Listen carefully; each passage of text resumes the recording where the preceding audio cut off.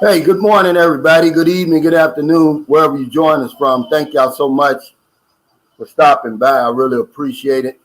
I see the NTZ is on here. Thank y'all. JH, Levon White, I see he's on here. We got a good one today, guys. We're going to talk about the myth, that foreign men have, about women in the Philippines, that they can have any woman over here. It's old, man. It's tired. And that's why I addressed it yesterday.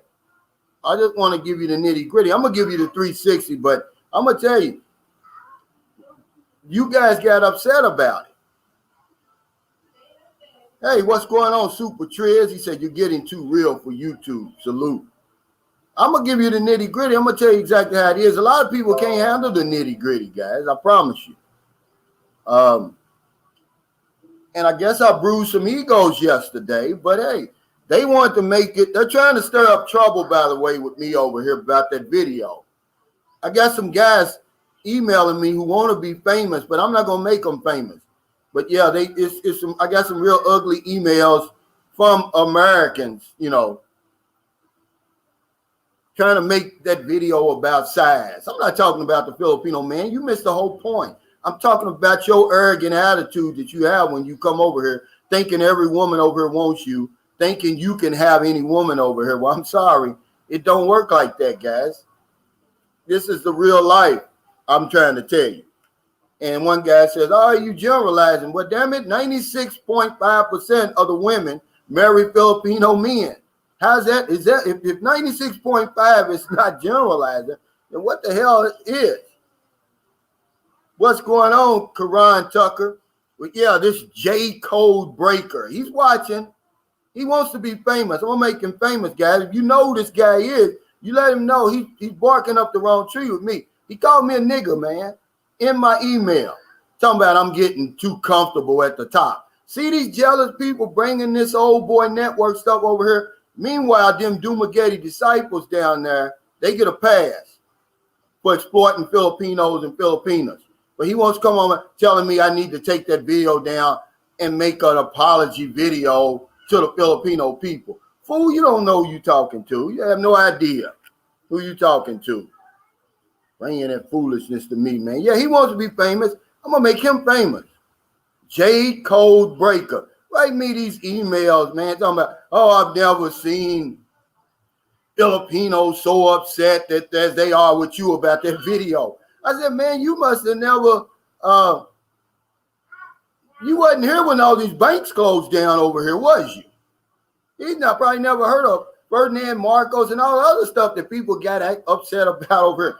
For them to get upset with me about that video, which, by the way, I was not even talking about Filipino men, okay, is ridiculous. He's trying to stir up trouble.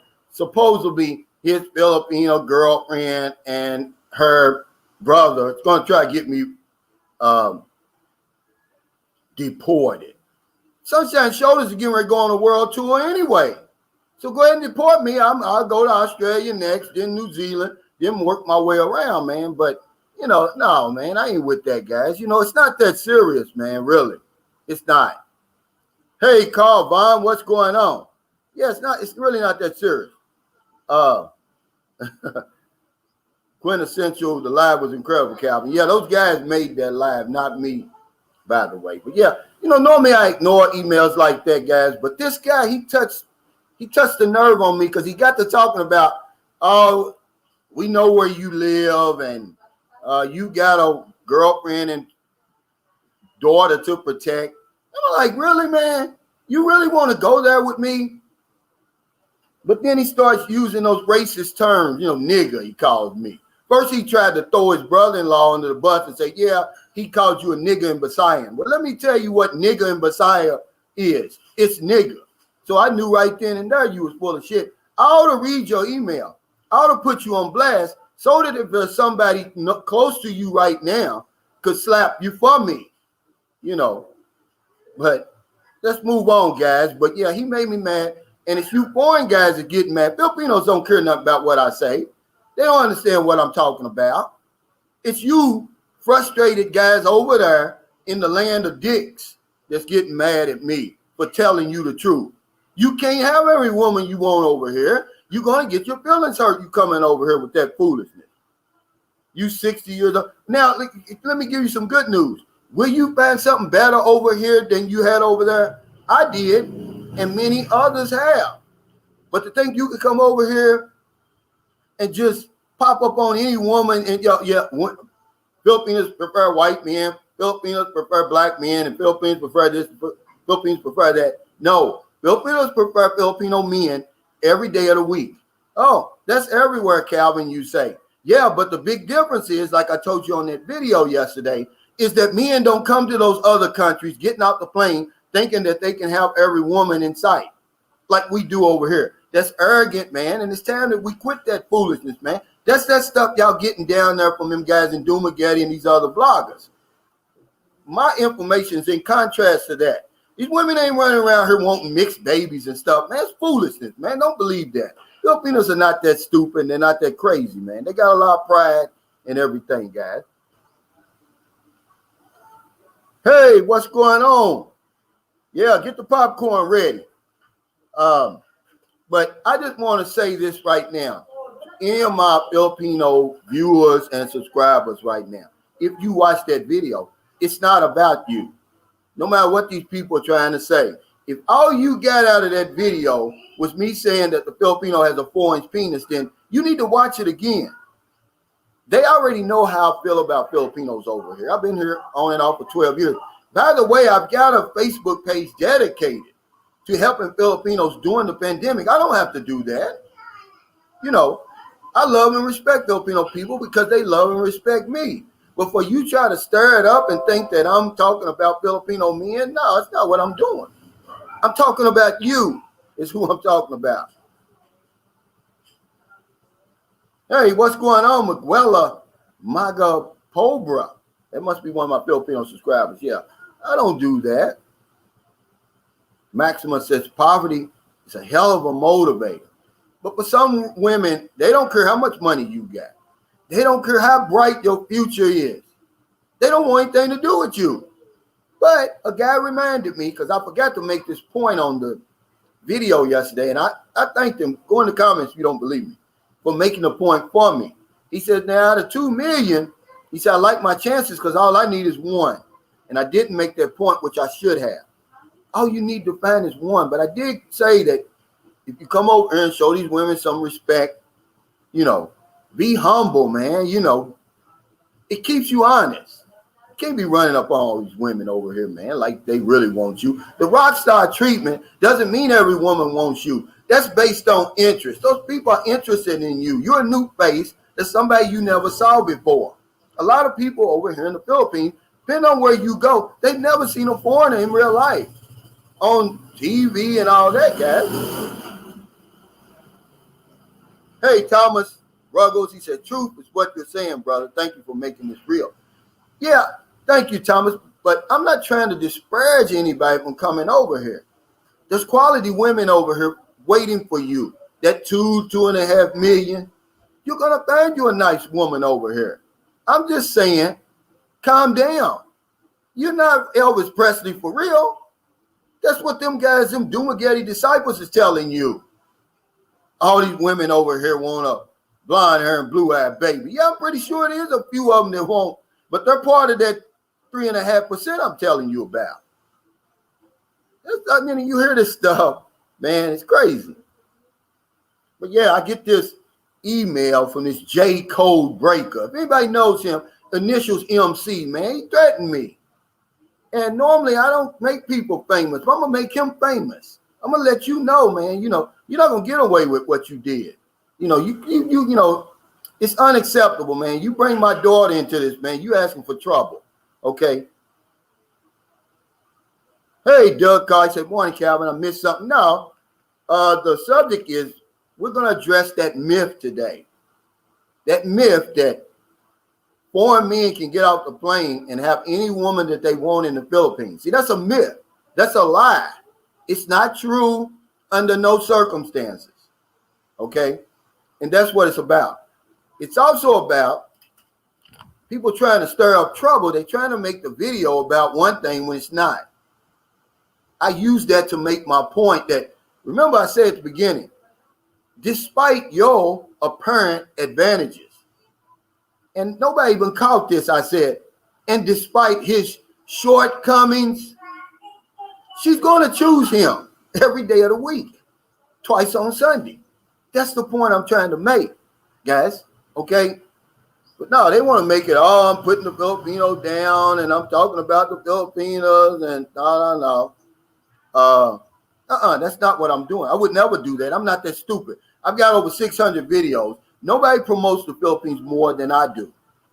Nobody loves this place more than I do. I guarantee you that. But when you get guys like him, he called me a nigger, man, in my email. Now, why is that even, why would you even do that? He says, oh, you made me mad. You getting comfortable at the top, acting like a nigger. And I'm like, really?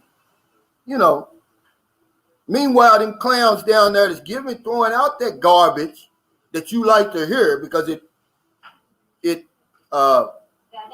inflates your ego. They get a pass. The ones parading these Filipino women in front of the camera in bikinis and stuff, see, y'all give them a pass. But when somebody like me tries to give you the nitty-gritty, the 360, you get mad at me. Yeah. Jenny Mark says, this is going to be good, I'm sure. Hey, Calvin, I'm a woman, but not like most Western women. I say it like it is. Men get bad raps from Western women. Asia is the place for guys to find love. Absolutely. It was for me, Jenny Mark, and I'm glad that you bring some common sense to the picture. But the point is, Jenny, that we as foreign men, we can't have any Filipino, when we get off that plane. The overwhelming majority of Filipinos are not interested in us. And that's okay. I just wanted to put that out there to address that, guys, because I don't want you coming over here with those delusions because you're going to get your feelings hurt.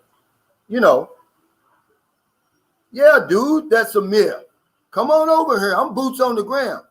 I'm telling you what I'm seeing. I'm telling you what I'm living and what I'm seeing, what I'm experiencing.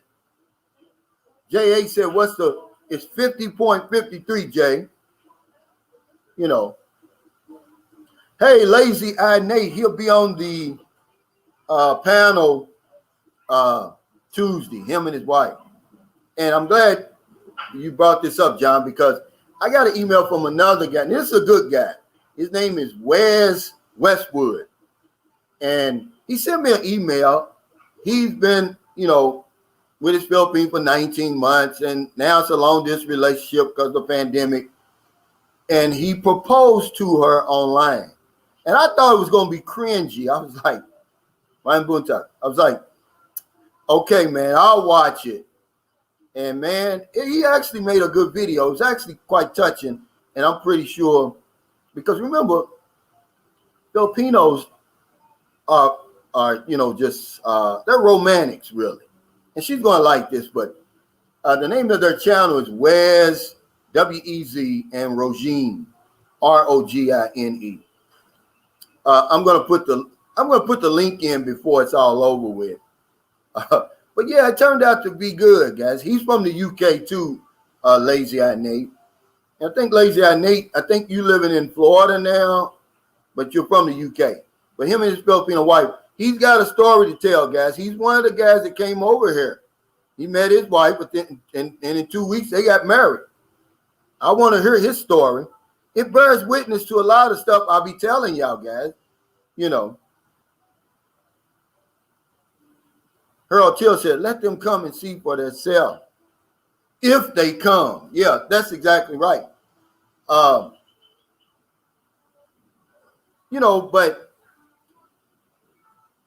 every now and then I'll make a video and it'll give guys like him who are just sitting back, by the way, waiting for a chance to use something against me to stir up trouble for me. This guy is stirring up trouble for me. This video has nothing to do. There's no way a level-minded Filipino in their right mind can look at that video and say, I'm putting them down. You can't do it.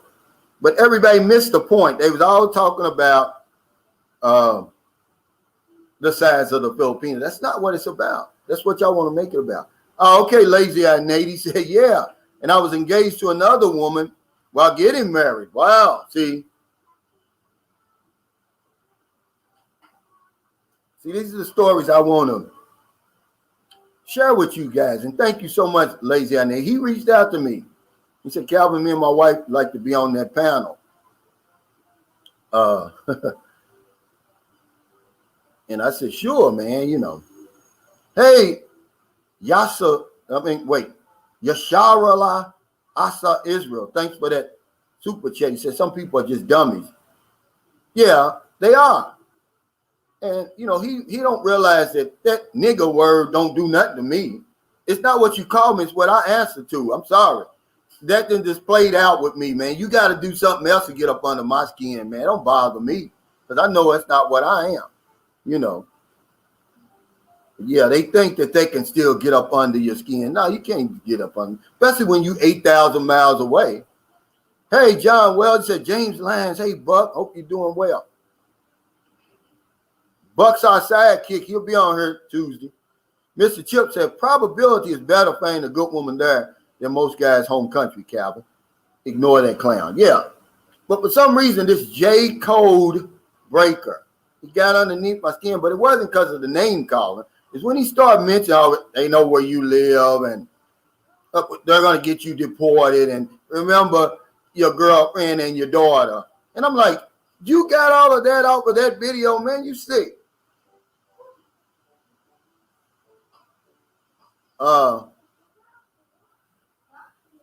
Israel Marsh, it wasn't the Filipino. He tried to throw the Filipino brother-in-law under the bus. He don't realize I live here. He says the Filipino brother called me a nigger in Visayan. Well, he don't realize the word nigger in Visayan is nigger.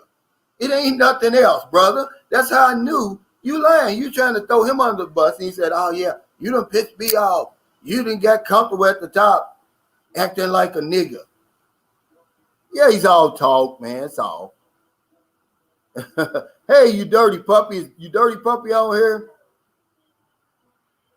You know, my channel's inclusive, man.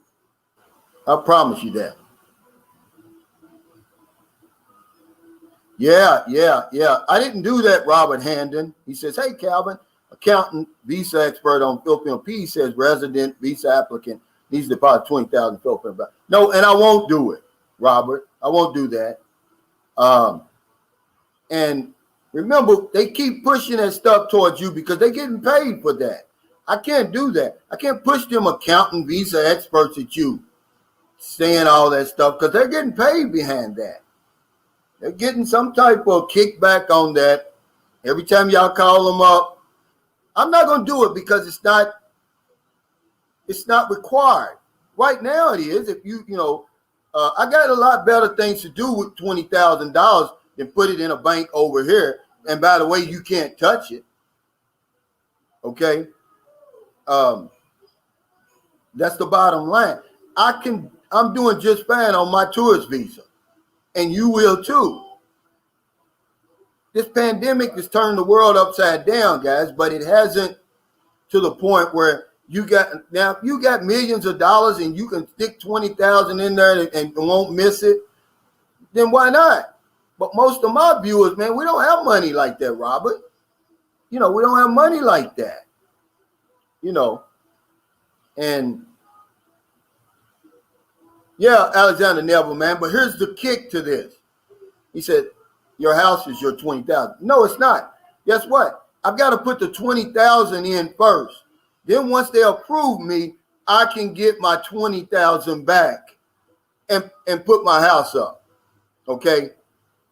This is where I have a problem. Okay. I live here, man. Okay. There's no telling how long that would take for me to get that 20,000 back. It's not going to be overnight like in America, like 1 or 2 business days that money's in your checking account. No. It's the Philippines. They still dealing with so much paperwork, man, over here. It will blow your mind. All right. Hey, thanks for the super chat. Made to trade. Yeah, made to trade. He says, love your content, bro. Keep doing your thing. Been traveling there for 9 years now. Color is a preference. Yeah. Let's talk about this, guys, because this is real arrogant of us to think that all we have to do is fly over here and get off the plane and have any woman we want. Now, when you come over here, are you going to be desirable? Yeah, to that 3.5 to 4% of the women you are. You're going to be desirable. And let me remind you, all you need is one woman. I found me one good one. That's all you need. But you think that every woman wants you? That's pretty arrogant. That's a fact, man. Yeah. Let me go back to this one first. Philip, what's up, brother? He said, I'm not spending 20 grand. That's basically all it is, guys. Now, if I was locked out and I had a wife and children over here that I couldn't see, and I had the 20,000, maybe. Okay, because remember, you can get that, you can cancel that visa once, the good times are rolling again. And then I would cancel it immediately. But yeah, to you guys who have no skin in the game over here, what would you spend 20,000? Man, there's other things, better things you could do with that 20,000. But Christoph Wolfgang, yeah, you're right. He said the cost for veterans was about $1,500. It is. They got a special visa. It's 4 visas,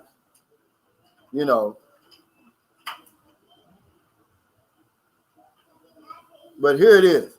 KISS Keep It Simple Survival says you have 3 useless choices you can invest while with a SRV, and they're all uselessness. Absolutely.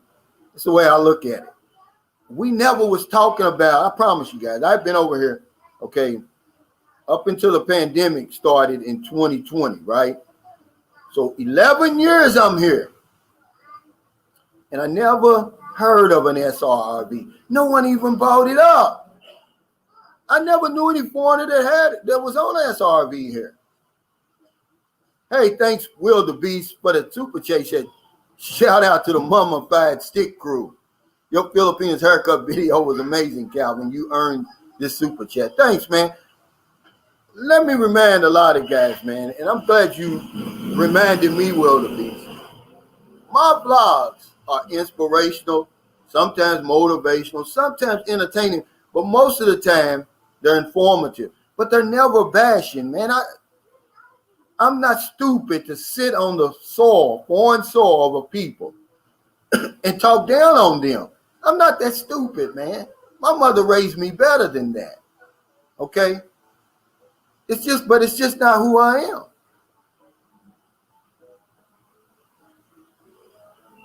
Yeah, Alexander Neverman said, Calvin, you got dudes over here think they God's gift to woman. And see, that's the only problem.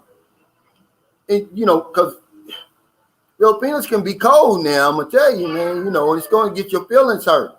Just stay in your place. Deal with that 2 to 2.5 million of nice women over here.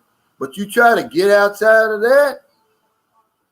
But of course, my emails right now is full of men. They're mad at me. Oh, this and that. Look at my comment section in that video.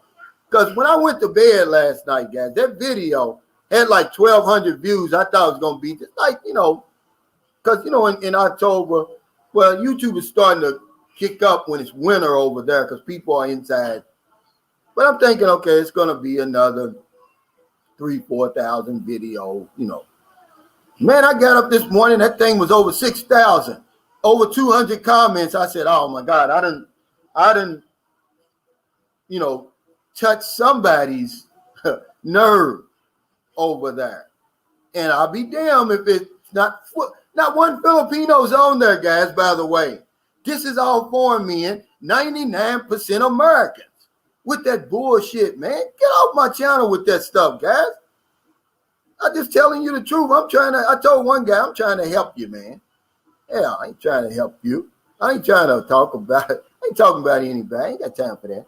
Hey, Mark Unks, thanks for this information. Here, he said, here's something I found out. The VA hospital in Manila has a pharmacy, and they will mail your medicine to you.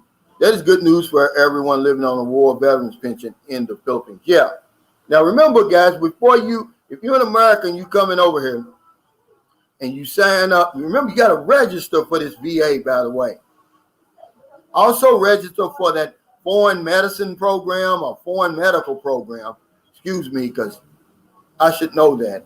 Which one? Make sure you sign up for that too, because the VA hospital here is an outpatient clinic. It's military, like war injuries, injuries associated with combat injuries, rather. The Beach of Life said a tourist visa is approximately $30 a month to stay in the field. So you can get a new life, not just a new address for the cost of a Netflix subscription. Absolutely. People are talking about these fancy visas all of a sudden because they can't get in here. They're trying to find a way to get in there, man. Be careful what you wish for, man. You better do your homework on these SRVs because we got short memories, guys. Not long ago, they wasn't even letting you in here with that SRRV. Imagine putting $20,000, in some cases $50,000 deposit, and yet you couldn't even exercise your privileges, your multiple entry and extra. You think I'm lying? Look it up. Google it. The Philippines has stopped letting people in here during the pandemic, man. It's crazy. But that's just how it is. Made to Trey says, do you have a video in which tells your story from the beginning of your journey during the PI? I do. And what I do, here's my email I'm going to put in here. I'll send you the link. Right, send me an email. Because, guys, I got a lot of videos, man. I didn't even realize I had so many. I've got over 600 videos, man. A lot of them are way back. They got 200 and 300 views, before I hit that algorithm and, when YouTube pushes you out there.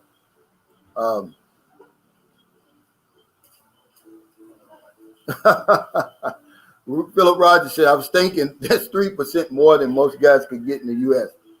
Yeah, I'm not discouraging anybody. I just want you to calm down when you get over here and conduct yourself in a decent manner, man. You're going to find a good woman over here better than what you got over there. I did, and many others have.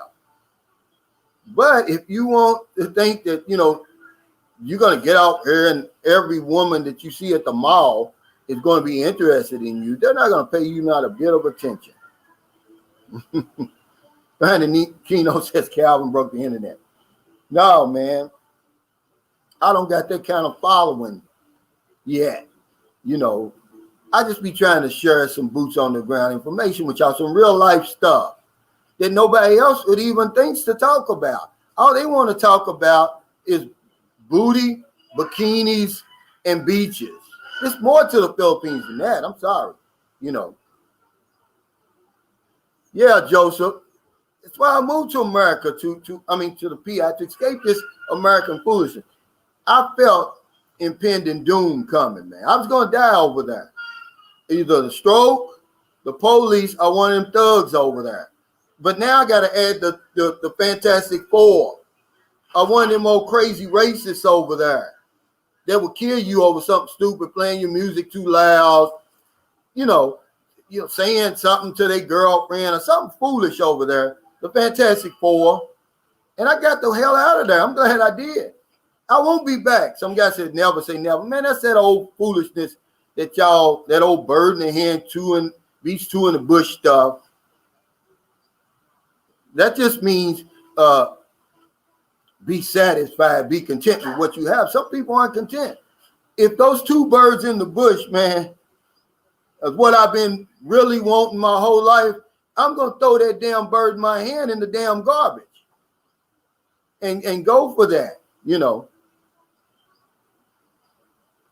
Hey, you dirty puppy, said SRRV is an option for veterans. I think the filing fees and possible length of approval may be not worth the wait. I'll know, and it's 2.5 years in the process. And you will know the word patience, yeah. And we talk about that all the time over here. It's one of the things you're going to have to get accustomed to over here, patience.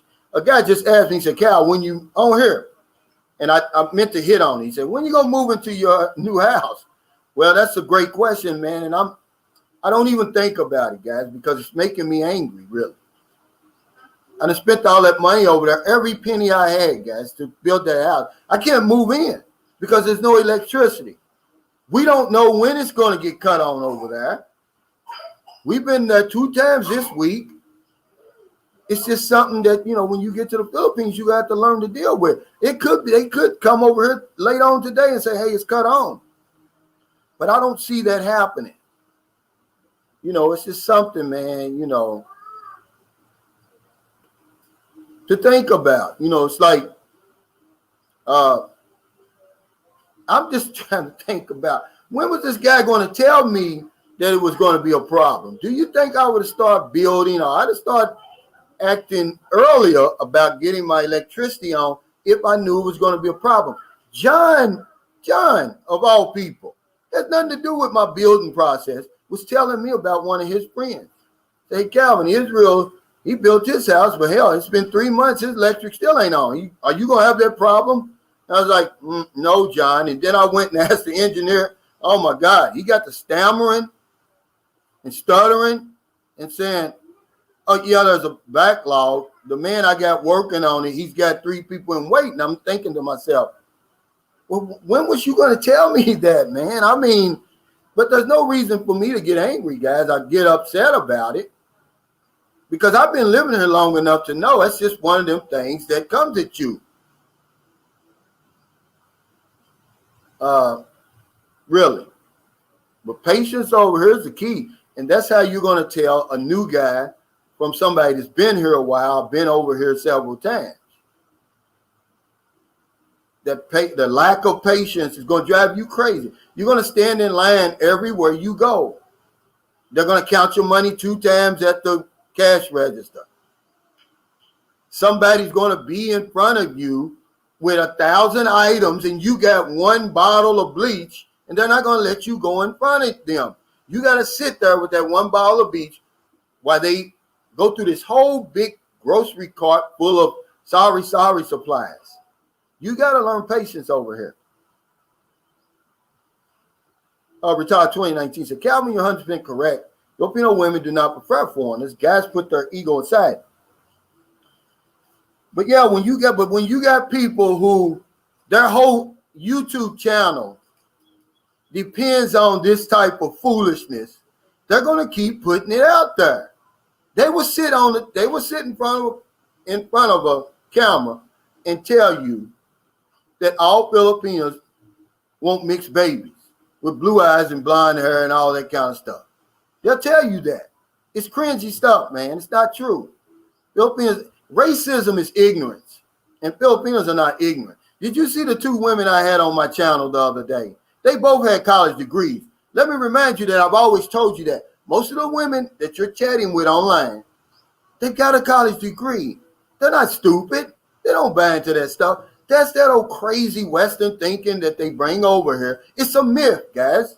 That's all it is. Do women over here like white men? Do they like black men and foreigners and all that? Yeah, but they're part of that 3.5% to 4%, which is okay. All you need is 1. Hey, Mr. Vegas, he said, SRV topic's hot only because we're all desperate to leave the USA and get to the fields ASAP. That's all it is. That's all it is, guys. I've never heard of it before. I'd never heard of the SRV because why would I even be worried about it?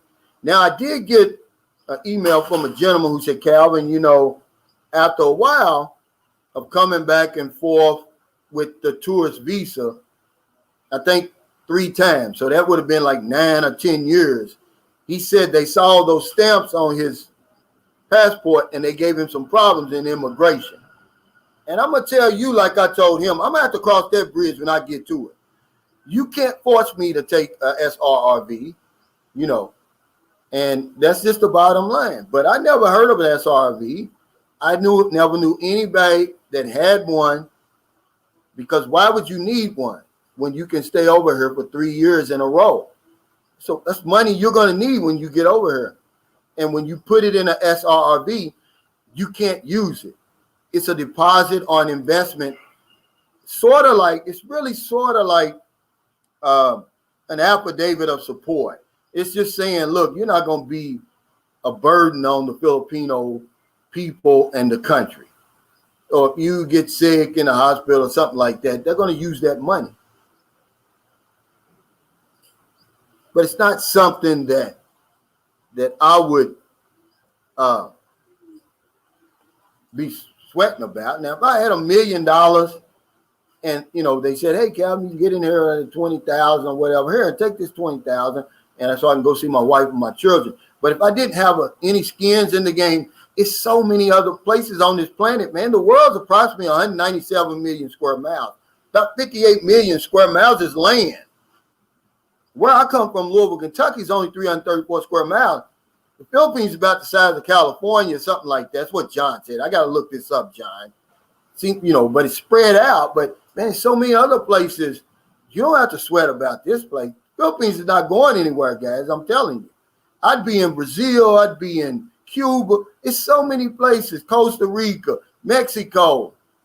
I'd be, it's so many places you can go, man. Don't wait for this place. You might wait too late. To be honest with you, yeah, J.A., I'm sorry, service connected. See, I done been off the grid so long, I don't know a lot of stuff. But yeah, thanks, Tap Hunt. Kids, keep it simple. This is a Filipino, by the way. If you want a great Philippine woman, throw your ego and pride in the ocean before you come here. Yeah, but that's hard for us to do because we think because they have such a low standard of living and the poverty over here, we think that they don't have any pride and dignity. Yeah, if they don't have nothing else, they got that. And this is why I put this stuff out there. I don't want you coming over here thinking that, man. Is there room for the 18 to 80 blind, crippled, and crazy over here? Is there a woman over here for the 5'3", 280-pound dishwasher from Indiana with one eye and no teeth? Yeah, but she's all part of that 3.5% to 4%. Most of these women over here are cringe looking at him and looking at me and some of these other guys. When John gets out here talking about, oh yeah, they tell me I'm guapo and stuff like that. That's in his mind. Okay. All right. Because I'm gonna be honest with you, man. Women are looking at him just like I look at him, and they're looking at me like he looks at me, like I'm nothing special to look at. But we're new. We're something new, we're something fresh. And we take a smile the wrong way, as if the woman likes us or is coming on to us. No, it's just a genuine smile. See, hey, look, Jay, look at this guy that you done let in here. He says, kill all black people. I hope they burn in hell.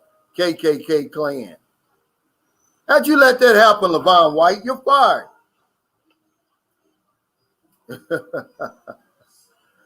Oh, my God. It's crazy. Hey, Cliff Peterson. He said, greetings, Cal. I think you're coming from Augusta, Florida. Yeah, see, this is what I did. I love the chime. He said, I tried to be a pleasant person when I went there and kept an open mind. It worked. It's going to work. That's what's going to work. And just treat people the way they want to be treated. They don't want your pity. They don't want that. Just act like a Filipino, And when I say that, it just means don't act like you're better than. Don't start you go over their house and, you don't want to sit down and eat their food and all of that. No, you're not going to like it over here, and you're not going to last over here. Okay? That's a fact. But if you come over here and, act like you got some sense. King Cole said you got too many trolls. Yeah, because let's be honest, guys. It's not what I'm saying, it's who's saying it. And it's coming from over there from that West. They want to keep that old tired narrative burning strong. When I'm trying to, they need to go on and pass the baton to somebody else and say, look, they ain't got to pass the baton to me. I'm going to snatch it.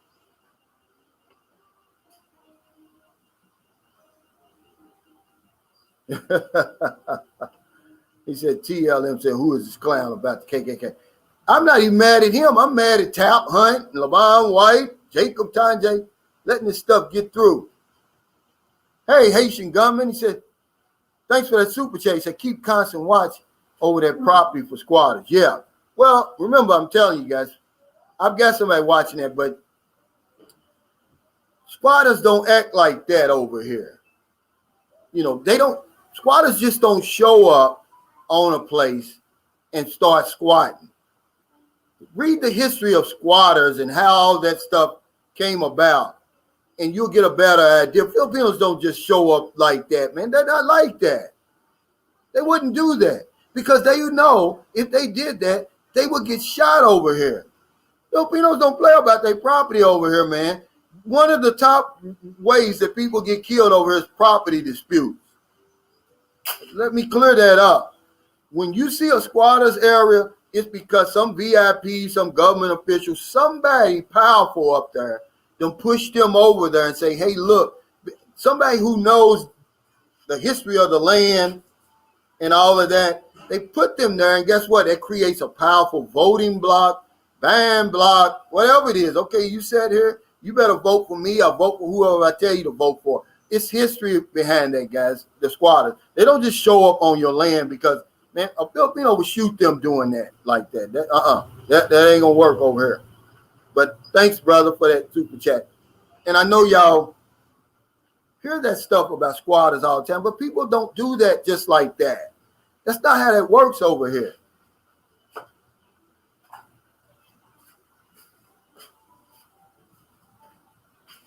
Yeah, LA, Detroit. And this is the point I was trying to make. He said 4% of women in the Philippines equals 2.2 million. That's a lot. It's more than enough, LA. I don't know why people got so offended by that. You know, he said, oh, you're generalizing. Well, what the hell you think 96.5% is if that isn't generalizing, if that isn't taking in account the whole, they said 96.5% of Filipinos and that's not just this year, that's on a continuous basis. Marry Filipinos.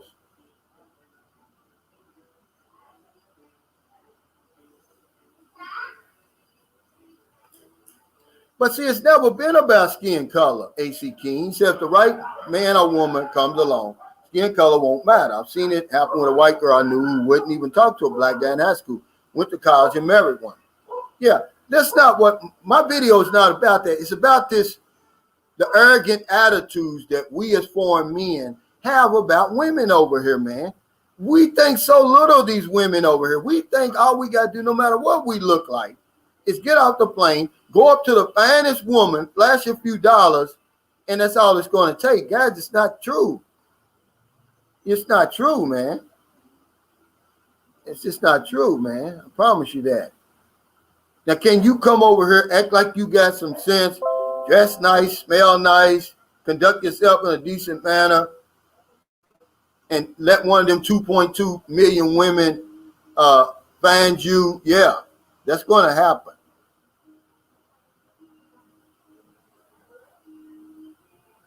Hey, 3-in-1, he said, I'm watching from Bakersville, California, USA. I was not far from Bakersville in 2001. I was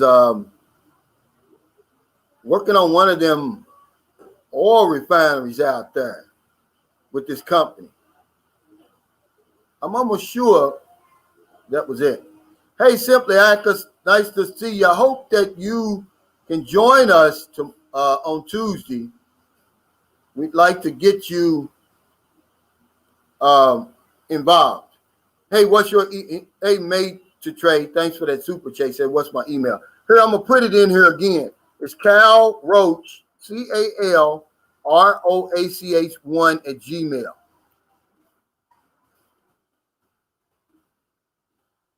Yeah, because guys want to get famous on here. This J Code Breaker, man, sending me that. Talking about, oh, he's never seen. Imagine this, what he says. If this isn't over the top, guys. He says this. Oh, I've never seen Filipinos more upset than I've seen them when they watched your video yesterday and the panel the other day. What could they possibly be angry with watching the panel the other day? I had two Filipino women on there. Oh, it's crazy. Mark Angelo Williams, she said, many fools are so brave to talk much trash on the internet. Yeah, they're not going to do nothing. Yeah, TLM says, misery loves company. You got that right. Pass the baton. Yeah. I mean, it's some cringy stuff, guys, and y'all know it's what I'm talking about. That's one of the reasons, because there's a lot of reasons I made this channel, but one of them that sticks out is I got tired of hearing that foolishness, because I'm sitting over here like, man, nothing he's saying is correct. You know, hey, Christopher West, he said, hope your day's going well, brother. Yeah, my knees feel a lot better today. We lost yesterday, by the way. The young lady, I was playing with a young lady. I mean, she was the best one on the court, but because she was the only Filipina and three men, I think she got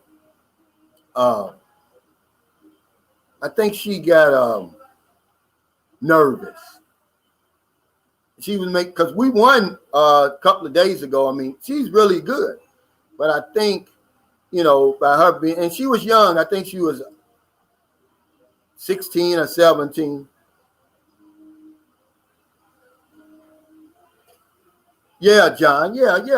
I'm just saying, they'll take that kind of stuff and try to stir up trouble. If that's all he got out of that video yesterday,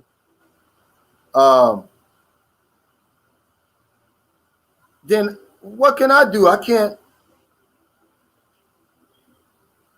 help him. Hey, Daryl Fulmer says, Sunshine shows they be building your fence while waiting for your electric. No, I got to get this electric on, Daryl, and I don't know how much it's going to cost me, before I start building up that fence. And then they got to go over there and inspect it anyway. Phil lands to the highlands. He said, that's why you have to sift through all this chaff before you get boots on the ground. Hopefully you can eliminate those that aren't serious. Yeah, it's really no way to know until you get over here, and I'm pretty sure you know that. It's just no way to know, and that's why I was hoping this good guy, Wes Westwood, sent me the email today where he's proposing to his Filipina online. They've never met, by the way, but they've been chatting 19 months on the internet. He proposed to her. And it was so sincere. And I mean, this is a good guy, and I'm just thinking to myself, man, I hope this girl's a good one. Because if not, it's going to be trouble for him. Because when you put yourself out there, he's from the UK. He made a good video, though. Hey, thanks, Christopher West, for that super chat. He said, hope it helps. Thanks for the knowledge. Just discovered your vids. Yeah, brother. I really appreciate it, man. I'm glad you enjoying my channel. It's just, I just try to talk about stuff, man. Just real life stuff. And, I talk about whatever I grab from the ether. If it flashes through my man, I'm going to talk about it. Kenny Cheek says, I'm a Jamaican, married for 19 years with my wife, who is a Filipina, who blessed me with two gorgeous kids while living in the U.S. Congratulations, brother. And that's usually how the story ends. Remember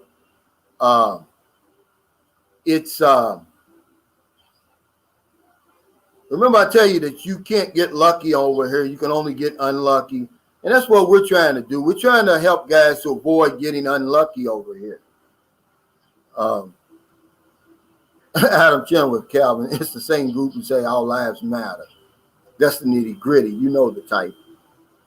Yeah. It's so many conflicting signals coming from over there. Now you got the pro-life people. They're sitting out there, oh no, let the baby live. Then when the baby's born black or Latino or Asian or something like that, they don't want him around. It's crazy to me, man.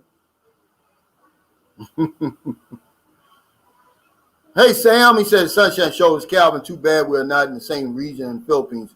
Two of my brother-in-laws work for the power company. We'll be able to get you connected soon. They're in Batangas. Yeah, we're trying, man. It's just, it's just so much red tape here, man.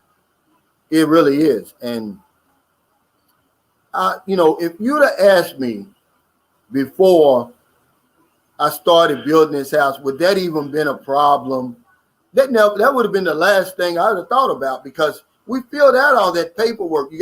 We actually attended a seminar for the water and the electricity. I had no idea. My girlfriend didn't say anything about it. John did. And I thank John for that. If he wouldn't have told me that, I'd probably be over here upset. Hey, Lily and Millie, thanks for your support. I hope you join us tomorrow. TLM says some people's minds can't register the truth. They would rather focus on the negative. Keep doing things and don't sugarcoat it. No, I'm not going to sugarcoat it. But wouldn't you rather me tell you that, look, man, some good women over here that will give you the time of day, but not all women, because don't lie, guys. You know that there's that old tired narrative out there. Oh, I'm gonna get off the plane. I can have any woman I want over here.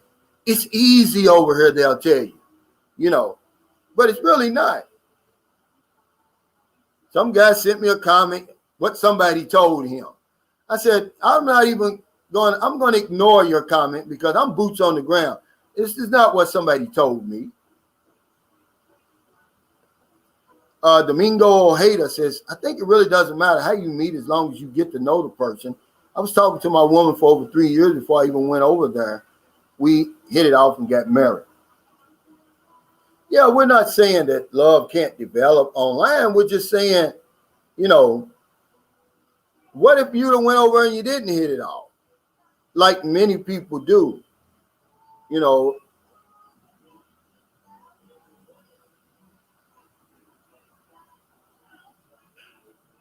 See, that's all I'm saying. Who am I to say that love can't develop online?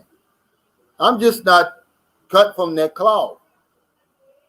I gotta see. I gotta see it. To believe it when it comes to women. Auntie Perrick says, so what if I just want a vacation and have some adult fun? It's here for you, man. I was telling that to Joes, because most of my content is for Joes. It's not for Johns, because the Johns already know where the playground is over here. They know what they want. They know where to get it. They know how much it's going to cost. No, I can't tell them anything. They're smarter than me, literally. And on average, they have more education. They have more money in the bank than Joe's. Maybe they just learn from their mistakes. Because a lot of us, we don't learn from our mistakes. I told you yesterday that I almost made that mistake of recreating my life over here that I had over there. Luckily, I caught myself. Phil Lands and Highland said, there's a reason why your Filipina is always insistent to be the one to meet you at the airport when you're flying in. That percentage of ladies interested in foreigners are plentiful enough.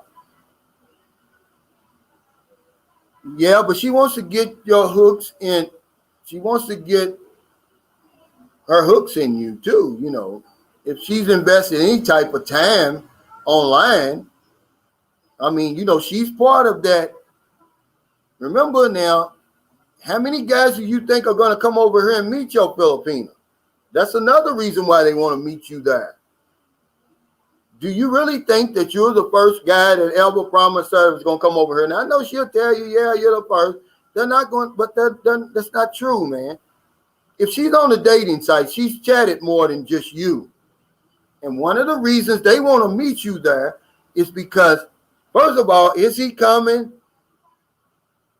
And then what's the odds of another man coming? Because the odds of us coming over here are very slim. A lot of the guys watching my channel, they'll never get on a plane and come to the Philippines. That's why I don't understand why they get so upset with what I'm saying. They're never going to be boots on the ground over here. And the Filipina knows that, the ones who are interested in foreigners. Who, by the way, they tell you who they are. They get on the dating sites. They say, here I am. I'm interested in meeting a foreigner. I want to meet a foreigner for whatever reason. Maybe their heart was broke by a Filipino. Maybe they're tired of Filipino men. Maybe their mothers and families encourage them to meet a foreigner for a better life or whatever. I don't know. You really have to ask them if they can be honest with you. But they're part of that 3.5%. They just more honest about it. Now, what happens when you get over here and there is no dating site? There's nobody with flashing red lights around their head saying, I'm on dating, I'm on Filipina, Cupid, or I'm, my Filipina love, or whatever the crazy stuff is. What happens then? This is when you have to conduct yourself like a decent, honest man. Hey, how you doing? I'm here. I'm Calvin. I'm going to be here for a few months. If you like to go out on a date or something like that, you're probably going to get turned down flat 3 or 4 times. But that 5th time, you're probably going to find one of them 3.5 to 4%. Malcolm McNificent said, Calvin's bursting a lot of bubbles. The Philippines is the last hope for a lot of guys. But that's not what I want to do. But I don't want to give them some false sense of, their importance either. Yeah, know your value over here. Know that when you meet a woman over here, what you're bringing to the table. But, come on, guys. Just look in the mirror and say to yourself, why would women stumble over themselves to meet me? But when you got guys that's putting that into your head, like, well, no matter what you look like, 18 or 80, blind, crippled, or crazy, you're going to meet somebody in that 3.5 to 4%. But the rest of them, they're going to laugh at your ass. Yeah, they're going to laugh at you. And I'm just telling you the truth. And Christopher West says it costs nothing when the wife's happy. You meet the right Filipino over here, which she's over here. Are you going to find somebody better than you did over there? I did, and many others have. And when you find a good woman over here, you can't upgrade, man. I promise you, you can't upgrade. She might look better. She may have a better body or something, but you're not going to get treated. That's why I encourage men to come over here. It is different. It's not the same like y'all want to make it. Every video I make, Calvin, it's like that all over the world. Women are not like all over the world over here. It's different, man. It's a difference. Hey, it's Kandari Television. What's up, brother? Thanks for that super chat. He said, what's up, bro? Just checking in for a few. Been up early sourcing products for my Amazon business, me and my virtual assistant. Yeah, let me know when you get that set up because I like to order some stuff from that Amazon. I didn't know they delivered over here, especially if, the shipping's not going to be more than what the product is. Retired 2019, thanks for that super chat. Said, Calvin, I'm coming to the Philippines physically fit and financially stable with a positive attitude. Whatever happens after that is fine with me. Well, you're going to find a nice woman here because Filipinos, they're open-minded. But you can't just run up on the first woman you see and think,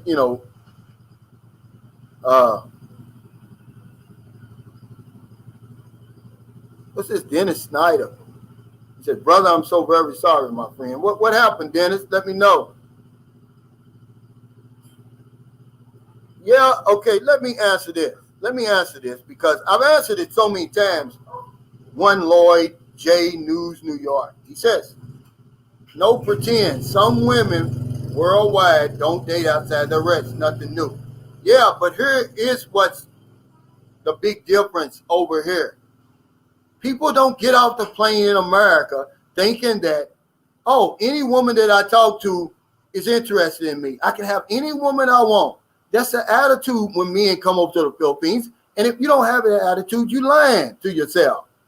That's the big difference. One Lloyd J. News, New York. See, most women date within their race. But the difference is when men come over here, we think we can have any Filipina. Every woman over here wants us. It's not true. See?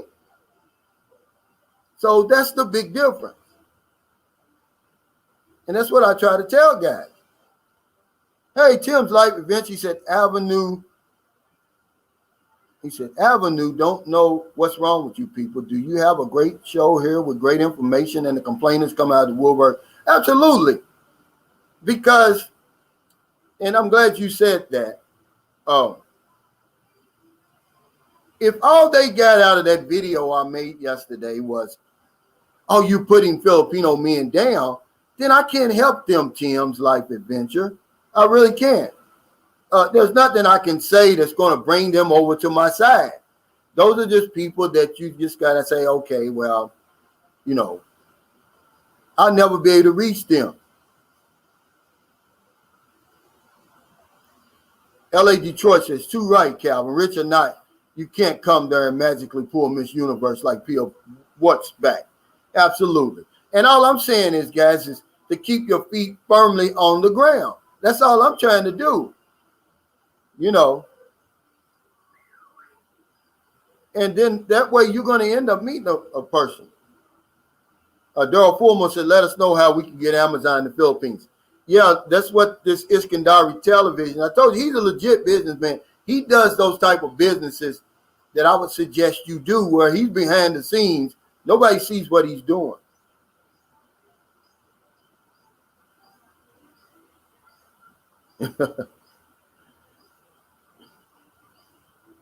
Yeah. Now see, you're being too real, Christoph Wolfgang, and I didn't say this. Christoph Wolfgang said this. He said, I've been around the world and race only matters in America and South Korea. Big Brother said, I had P-Nice chase me. I'm 6'5" and black. Maybe you had a bad experience. No, I didn't have a bad experience. I'm telling you that, yeah, they were chasing you. The ones who date foreigners, Big Brother. Are you listening? Maybe you're not listening. Maybe I can't reach you. What kind of bad experience would I had? I'm telling you that if you think, and I'll give you money, if I fly over here with you to the Philippines, and you think that any woman that you want, you can have over here, I'll pay for your ticket. See, you're not listening. You're one of those guys that wants to be the exception. Well, that only makes the rule right. Of course they chase you. That 3% that says, hey, I want a foreigner. I want a new life. I want this. I want that. My heart's been broke by a Filipino man. You know, why would she want to date you, man, and you live 8,000 miles from her? The Filipino was just on my panel the other day. Said, she said it. I didn't. She said, we don't like long distance relationships. So what makes you special? And that's the problem, man. We're too arrogant. We think we're special when we get over here. They looked at your 6'5" black ass as a big $6'5" dollar sign to a better life. That's all they did with you, brother. I don't care how special you think you are. I hate to tell you that. I'm going to give you the nitty gritty. I'm sorry. Some of you guys can't handle the nitty gritty. And this is another thing. Ex Nihilo 415. He says, pretty sure the Filipino lesbians really are interested. Yeah. And now that's what happened. One of my buddies, I'm not going to call him out. It's a growing, but that's another thing. You don't know the lesbians from the regular women over here. I had a friend over here who was dating a lesbian. The locals tried to tell him it's a lesbian. Come to find out she was just playing along with him for the money and all of that. She didn't want him. No, I didn't say you're lying. I'm saying that when they looked at you, we all had the same experience. I'm just trying to tell you what that really is. It's not because of you. It's not because of you. You think there's not nice looking Filipino men over here? Why they want to chase you, brother? Because you got a bright future. You got a lifetime of opportunity. You can sign that visa, man. You don't see Filipinos getting on planes flying to America trying to meet a 6'5" black man. I'm just trying to be honest with you, man. I'm trying to let you know that that's only in your mind. I mean, I'm not saying you're not special because you are special to you, but over here you're nothing special. And you're only fooling yourself. Yeah, in your opinion, and I got to give that to you, brother. You know, I'm not putting you down. I'm just saying, let's be real about this thing. I wouldn't want to be in a long distance relationship. That's why I'm living over here now. I wasn't trying to go back and forth and all that. And I did a video. My girlfriend's with me for my money and a better life. So what? I'm responsible for my happiness. It's none of my business why she's with me. What if I sit around all day worrying about why she's with me? I'd be miserable. Paul Smith said, I thought it's a good video. Very clear about what percentage of women will pursue a foreigner. Cultural bonds are strong among all people. And I made that point. My mother and father were really, really tight. Hey, how you doing? What got them was when he really started, he wouldn't stop his womanizing. But my mother understood his struggle out there in the 60s. At work, on the job and off the job. She knew, hey, his home was his safe haven. She wasn't going to start trouble. A friend of mine, Gerald Muhammad, he makes the analogy like this. He says, when you in the world, out there in the world, on the job, out and about, you're in the boxing ring, you're fighting. When the bell rings, it's time for you to go back to your corner. You don't want to have to fight your corner too. When you go back to your corner, it's a time to rest, to recuperate, get stronger for the next round. You know, and that's what these cultural bonds do over here. You know, but yeah, big brother,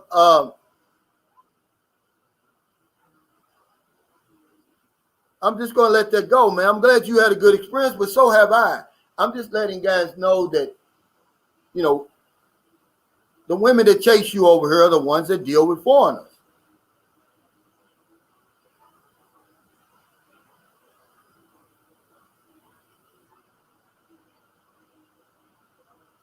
R68 DVR says Sunshine Shoulders. That's why I'm rolling with Buck. It's all about that unspoken agreement. Yeah. And see, but guys like Big Brother, he thinks he's exempt from the unspoken agreement. I mean, are there exceptions over here? Are there just crazy women over here, opportunity seekers, and women just saying, hey, I'm just, you know, out to have a good time and drink, you know, and get something to eat out of you, because you can't get something for nothing over here, Big Brother. I'm sorry. I don't care how much they were chasing you.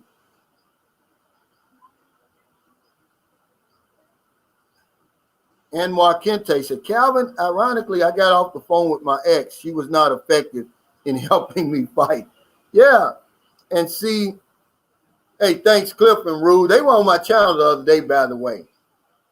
Did you hear the guy said that Filipinos were upset with us and the panel the other day, Cliff and Rue? Now, why they would be upset, I don't know what was said. Thanks for that super sticker. Check their channel out, by the way. They got some good videos. I subscribed already about these long distance relationships, about how to meet Filipinas and different stuff like that. AC King, I know I can't have any woman I want, no matter where I am. My life experience has proven it to me many times. I can only hope to find one who generally likes me and will give me a chance. And there's plenty of them over. It's about 2.5 million. You know, long as we stay, you know, in that 2.5 million. You know, it just keeps you honest. It keeps us honest. It doesn't say you're not going to find love over here. It's just going to say, don't come over here with that arrogant stuff thinking all women want you over here. Because it's not true. They don't. You're going to end up getting your feelings hurt and then get mad. You know. I know, Cliff, he said, we didn't say anything that wasn't true. Well, for some reason, this guy, J Code Breaker, he wants to be famous, so I'm going to make him famous. He says, oh, I never seen Filipinos more upset than I seen them when they looked at your video yesterday and then the panel on Tuesday. I'm like, man, you don't know anything about the Philippines then. He said that video made them more angry than they've ever been. You a clown. You must not have been over in 2009 when all these banks was going belly up. You'd have seemed angry, stupid.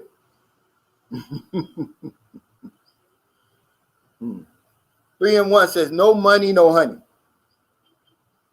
Yeah, that's even for the 3%.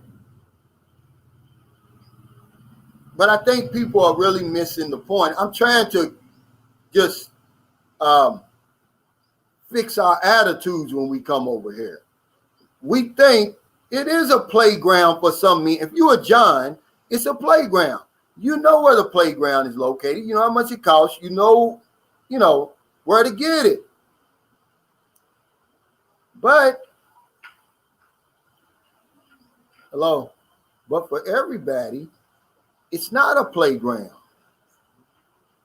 because these women are not just going to let you run over top of them. But that's what we seem to think.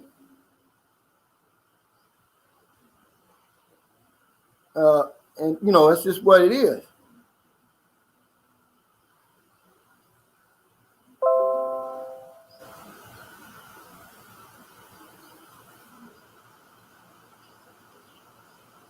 Johnny Grand 67 says, you keep preaching the truth. See, all it is, man, we want to relive the 60s and the 70s in the Philippines, and maybe the 50s, especially during the Vietnam War and stuff like that. We trying to relive that, man. It's not that time anymore. Even the 80s. Some people even want to say the heyday was the 90s.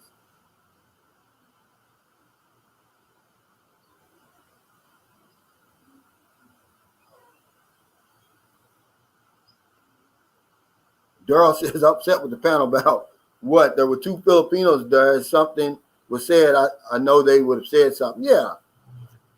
But it's people like that who just want to stir up trouble, man. He says, this lets you know where this guy's coming from. He said, nigga, you getting too comfortable at the top. That's what he says to me, by the way. Like I'm supposed to get upset at that. Man, I'm over here living my best life. I'm ready to go in here and get a oil change. While you sitting over in the land of dick somewhere, frustrated. I'm getting too comfortable at the top. You see what I'm saying? Come on, guys. Yeah, that's funny. It is funny. Hey, Will Rose, thank you. He said, Calvin, that smile is special. You think so? Oh, yeah, but it's okay, man. He said, Calvin, you're cool, but if I meet you in Cebu, we would argue about this one day. Now, I ain't going to argue with you, man. Look, promise me, big brother, that if we do meet over here, that we won't argue. Not over here, man, okay? I believe you. I got to take your word for it. D. Gordon says, sounds like J. Code Breaker is woke as hell and doesn't even know it. Yeah, blue pill. Yeah. He's pitiful is what he is. Yeah, haters gonna hate. Very nice profile pic. But yeah, that's a good analogy Gerald Muhammad gave me. He said, if I'm out in the world, I'm fighting. I'm in the ring. When the bell rings, I got to go back to my corner, man. They're going to, give me some water, refresh me, recuperate, get stronger. I don't want to have to go back and then I got to fight my corner for 1 minute. Does that make any sense, guys? That's what my mother and father would do. When he came home, that was his safe haven. We better not make a sound. His, food he ate first. The bath water was ran. And that's what Filipinos do to their men over here. They know the struggle out there. They know he's got it hard over here. Working 10, 12 hours a day. If he's working. Making, 200, 300, 400 pesos a day. They're not impressed with all that stuff that you got because they didn't see you struggle. They didn't see your struggle. Are you spelling this right? Domingo Ojeda, he says, have you been to Tanago Falls yet, Calvin? No, but I've been to several falls here. Tanayan Falls I've been to down in Mindanao, northern Mindanao. I've got some great pictures of that. And I'm going to post them one at a time on my community page. I want y'all to see this place. Hey, Big Kevin. Media says he says, hi, from Kentucky. Man, look, if you're a Kentucky fan, man, I'm about as blown away as anybody with the football team. And I can give them credit. They kept Mark Stoops and let him do his thing. They didn't fire him. Look how many football coaches Louisville's team has had. That man's been there, man, and he's getting the fruits of his labor now. I mean, this guy, man, this is the year they're going to beat Alabama. Hey, thanks, Erling God, for that super chat. He said, you know you have created something special. The demons you left in your past are knocking on your heavenly doors. Your success is a supremacist nightmare. Give them more nightmares. And, see, I don't have any secrets, Erling. Secrets are dangerous for me. I'd rather just go on and tell you what I've been through, let you hear it from the horse's mouth, instead of somebody coming around and spinning it. But you're right. Emails like that give me motivation, as if I didn't need any more to continue to do the things I'm doing. But see, he knows that he can stir up trouble trying to make that video about Filipinos. It's not. I don't put down Filipinos. I'm in their country. I'm not that stupid. And she's Christoph Wolfgang. So what does it mean when a Filipino gives you money? It's never happened to me. I tell you about my boots on the ground experience, Christoph. I've never experienced that. I don't know what it means.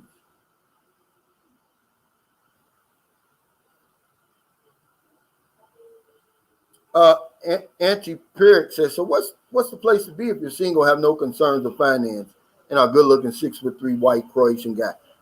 I would go stay in Expat Alley, Manila, Angeles City, up in that NCR area, Cebu, Dumaguete, Iloilo, Bacolod, General Santos.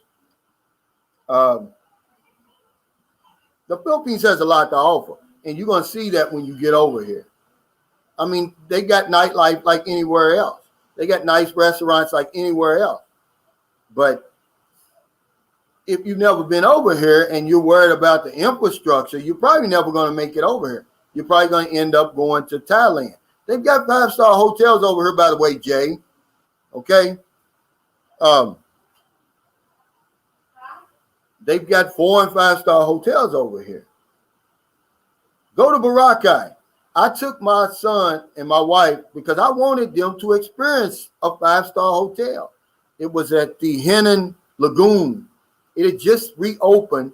We were there in February 2019 when, remember, Duterte had shut down Boracay for 6 months, where it was just reopening. Now, normally we wouldn't be able to afford this place. The room we stayed in was, I think it was somewhere between 9,000 and 11,000 pesos per night. Imagine that in the Philippines. But they were running special for 3,000 per night. So I booked it for 5 nights. I wanted my son and my wife to experience that. It's over here, man. It's really nice over here. Philip Rogers says, when you get to the Philippines, you're not black, you're not white, you're American. You're Filipino American, you're just an American. Yeah. And that's true. I'm glad you bring this up. And a guy already said it. He said he's been around the world, and race only matters in America, which racism is ignorance, man. And Filipinos are a lot of things, but they're not ignorant. They're a lot more mature in certain things than we are. And that's one of them. They're going to judge you by your character. They don't care what you look like, really. Pumpkin Joe's Philippine experience. Yeah, he says, laugh out loud. My wife gave me some money 2 days ago. It was money I gave her months ago, though. Yeah. That's crazy. If you run into a Filipino that's giving you money, man. Domingo says, I don't even drive in the Philippines. I just take the passenger jeeps. Yeah, me too. Or the I never ride the jeepneys because I'm too big for the jeepney. But I do ride the tricycles and pedicabs. Hey, thanks, Yusuf. Habib, he said, good night, everybody. Big Kevin Meter said, I lived in Iloilo for 13 years now. I'm back in the USA. Wow. Now, did you have reverse culture shock, Big Kevin? Tell us about that. Yeah, I rode the jeepney, but I don't ride a lot. It's too slow for me, big brother. And you're 6'5", man. I'm going to tell you, like, how in the world did you ride the jeepney? Excuse me. Cliff Peterson said, where's Moonshine John? He's on here on Friday, Cliff. Me and John couldn't put it up with each other for a whole week. One day a week is enough with John, especially when you get to drinking. He's cooler than the other side of the pillow. Yeah, John's a good guy. Hey, Dennis Snyder, he says, I love you, Calvin. I love you back, man. I mean that too. Ron Bizzle says, true, I don't have to be black in Africa. Love it easier than the Matrix USA. I'm just sick of all that color stuff, man. You know, it don't make sense to me. Remember I told y'all the other day, and this is true.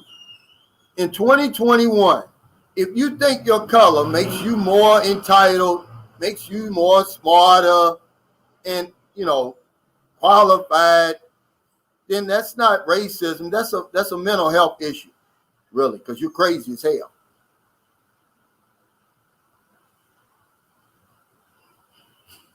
What's up, Eric Terry?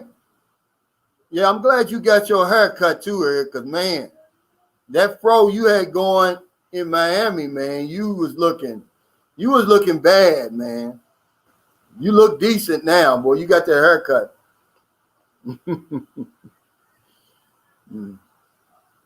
Philip Cooper's going to be on the panel Friday. He's from California, ex-football quarterback, as a matter of fact, Division I. He says, you are correct about race. My wife had no idea what it was about until she arrived in the USA. Then she lived in Delhi. Seeing it really shocked her. And it was the same way with my wife. You can talk to them about it all you want. But until they experience it, until they see it, and it's such an issue over there. Every day you pick up the paper, it's there in your face. They push it every day. And it's like, man, it's more to life than this, guys. Hey, Des, hang out Haven. I hope you can join us Tuesday. We'd like to hear some of your nitty gritty. Now, if you go up in Luzon, I was told that there's a place specifically for bigger guys, anti-parrot. But if you're in a place like San Carlos City, no. You got to go to the Okai. And look, guys, if your girlfriend talks you into going to the Okai and buying something, boil your clothes first before you wash them. Boil them, yeah, in boiling hot water. Then wash them. Don't just throw them in the wash machine and wash them. You're not going to get out whatever's in there. And this is from the Filipino people. Hey, Gina, thanks. She says, hello from California. When are you moving in your beautiful home? As soon as they cut the power on. Yeah, we don't have the power on yet, Gina, and it's kind of crazy. Let's see. I've been trying to tell him this, Dennis Snyder. He says, Buck needs a haircut. We ain't going to get started on Buck, but it's true. Buck, put your PayPal up here.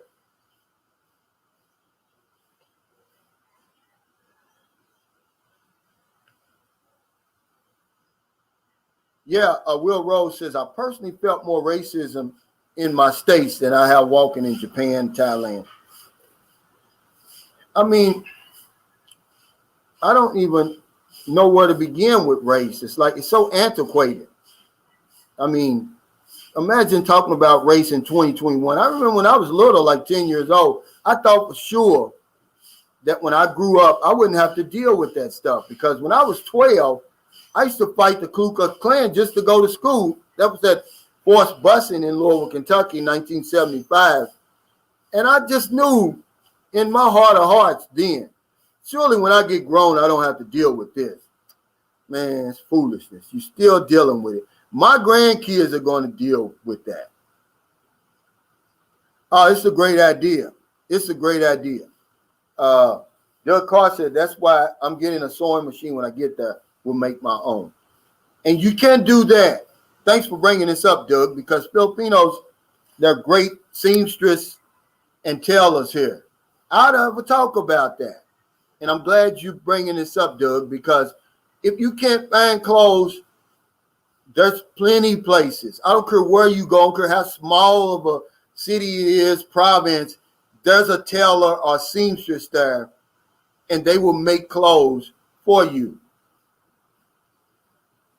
Thanks for bringing that up. I hardly even talk about that when people ask me that. But yeah, because when I was living in Zamboanga, right across from the squatters area, I mean, this man was great. I mean, he could make anything for you.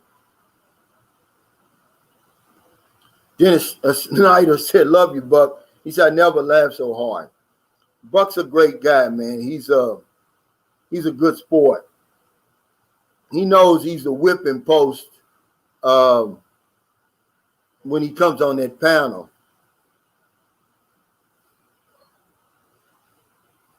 Yeah, it's true. It's true, Jay.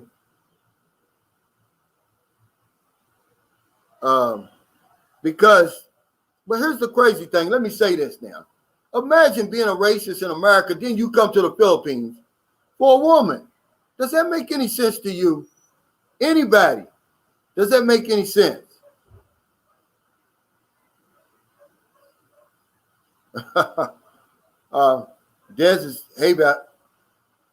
Haven said, Clayton, don't let your Filipinos see your browsing history if you have. Hi, Doug, Sam, R68. No offense to white people. I know many white guys who hate me to the bones. Yeah, I don't understand it. But they're over here in your country with brown women, and that's why I don't get it. John says, Buck is my new hero. Buck is already a celebrity. Y'all made Buck famous, not me.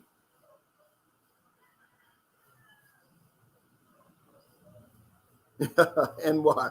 Kente says, makes sense for the devil. We ain't gonna bring that on there. Ben Casey says, not me, Des. And I don't speak for everybody. I just speak from my experiences, man. I had it hard growing up, man, and I just thought that my kids wouldn't have to deal with it, but looks like they will be. They said we want to meet Buck's family on the next panel. Oh, it'll be we want to see his baby pictures first. Some guy said he looks the same, just got a bib around his neck. I was like, I cried when I heard that. They said you look the same now, Buck, as you do on your baby pictures. Is that true? Tell him he's alive, Buck. Show us some pictures.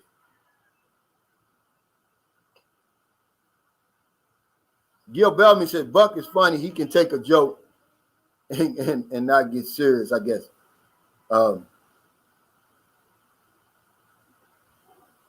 Harold Till says some people hate themselves. If you can't come to the Philippines and be happy in a place where people struggle so hard, man, but yet they find the time to laugh, smile, and have a good time, then you're in the wrong place. You don't need to come here.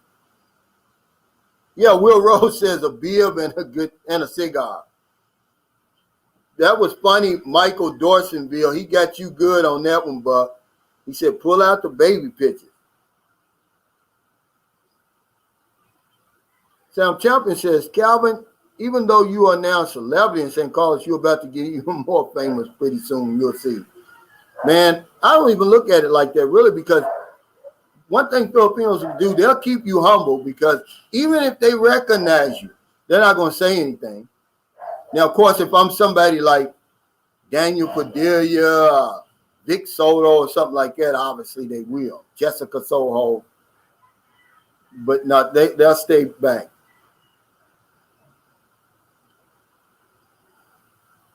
Oh, okay. That's hang on, Haven. She's clarifying it. She said, Calvin, what I mean is they are from YouTube. They don't like single mothers like me to be in a relationship with any foreign men. Even encourage others not to choose single mothers. Well, they're going to be missing out, Des, and I tell them that all the time.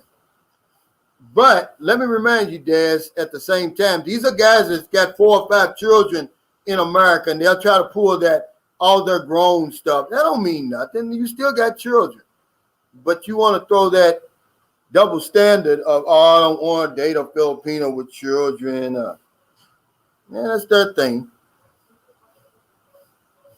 I'm gonna tell you something.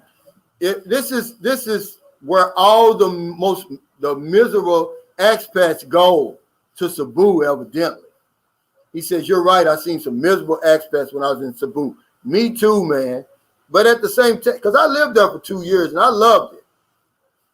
Cebu is my favorite city now. I ain't talking about but yeah, man, I mean, my God.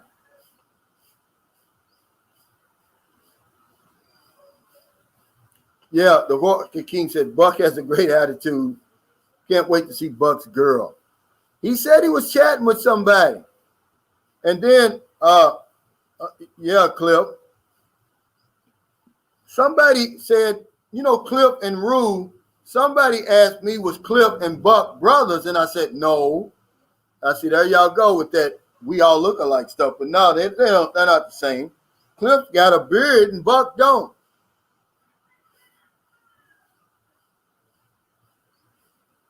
Oh, wow. See, this is part of history. Anders Strayfeld says a lot of Black Americans came to Sweden during the Vietnam War. They were the first Black people we saw in Sweden. Today we have 1 million Black people in Sweden and racism too. But I don't get it. Yeah, John Wells, there's this Hanger Haven says, I'll tell you the same thing that I told Calvin. F them. Live your life the way that you want to. That's just the way I look at it.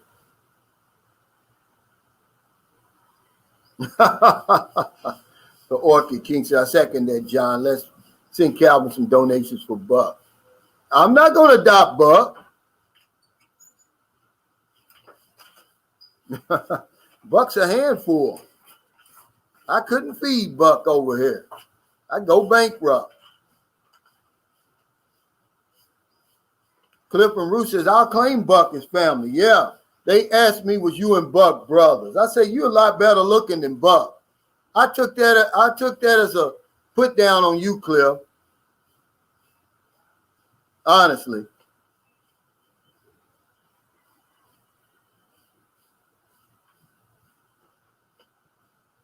I believe this, Adam Chenoweth.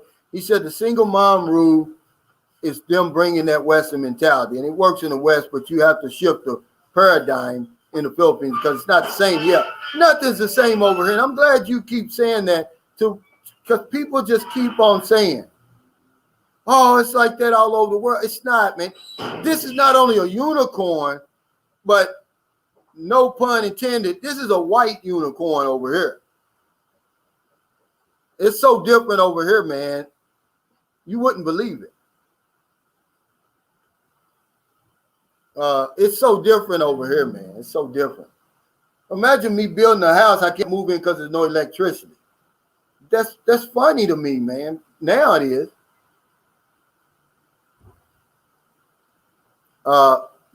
Dennis says, I'm looking from 0 to 2 children, but no more. I will adopt Buck. Yeah, you know, you can't come over with that stuff, man, talking about you don't want to date a single mother, but you got 5 children at home. Honey Ari says, yeah, my ex asked me where I met my wife, and I told her, does it matter? We already have 2 kids. Yeah, they want to know. My ex-American wife had never heard of the Philippines, and now she talks about the Philippines. You know, oh, they so crazy over there. She had never heard of the Philippines. Okay, nobody in my family really, until I start coming over here. And now that's all they talk about, you know.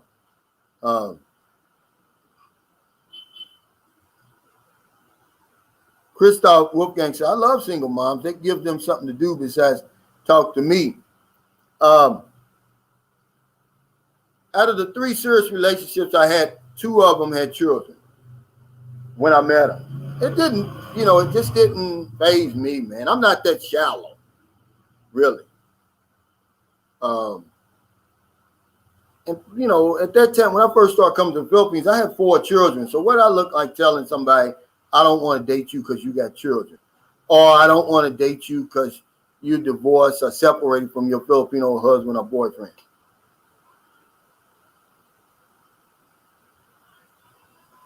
Buck reminded me of Baby Huey with a wife beater t-shirt. Hey, and I'm glad you brought that up, Buck. I'm going to get you for trademark infringement. I saw what you had on that wife beater, boots on the ground. Really, Buck?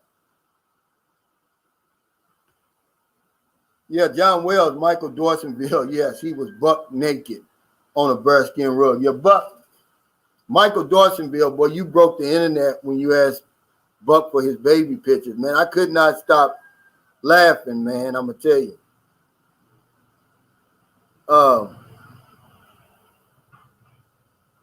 Christopher West says, man, I'm too young for kids, but this woman got me wanting one. Lego partner, yeah. The woman in the Philippines, you mean? It's just that my son's mother, when I met her, she was the most beautiful woman I'd ever seen before, that I'd ever been that close to. And I'm not just saying that, man. She was a legit 8.5 or 9. I never give a woman a 10. I couldn't believe it. She looked even better in person than she did online, because I'm like, that's why I hurried up and came over here. That's before Sunshine Show. That was in 2010. I was like, I better get over here. Somebody's going to get that. Man, and I didn't care. She could have had 5 children. It wouldn't matter to me. R68 DBR said Sunshine Shows is it going to be hard to find a childless woman in her 30s without children? It's not going to be hard. There's a lot of women over here in their 30s that's virgins. They never had a man before. They're concentrating on the studies, on the jobs, on the taking care of their families.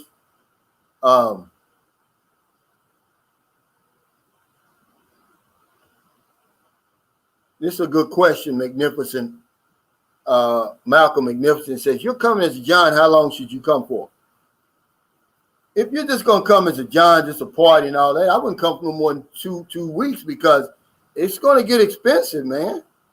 If you're going to John all day long, 7 days a week, but I wouldn't come any less than 2 weeks, because this is a long way over here.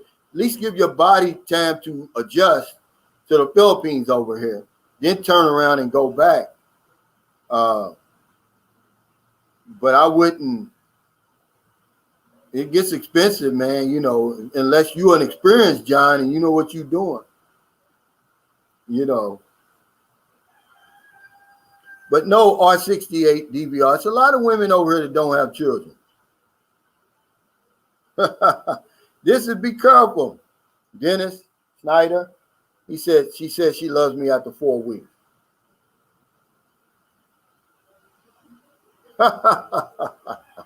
Pearl got jokes. He said Sunshine shows how much semen stone was left after the pedicure. Now, this woman does a good job. It wasn't a pedicure. She did my pedicure the other day. She came back to do my foot scrub. And normally I would get her. She's the only one that's done a good job. If you get a foot scrub over here, guys, be careful, because a lot of times, man, they're not really doing a good job. But if you find a good one like anywhere else, a good barber, good laundry, good restaurant, stick with it. Because I won't let anybody fool with my nails or my feet but her. Because that's how good she is. And she really did a good job. I needed it, man. Because I like, over here, I don't wear, closed-in shoes. I wear, slippers over here. Ishmael Marsh says, if you find a single woman with no kids in the Philippines that's very, very loyal to you, you most likely got a unicorn, or should I say a lady boy. No, really, though, it's a lot of women, man, believe it or not, over here that don't have children. I mean, because a lot of women, you know, and see, because a lot of guys say, "Oh, I want a province woman." Well, those are the ones that usually have children. A lot of them. Thanks for the super chat, King Arthur. He said, "Man, y'all killing me with these Buck jokes. It's all in fun. We love you, Buck." Yeah. Buck is crazy. He got that boots on the ground.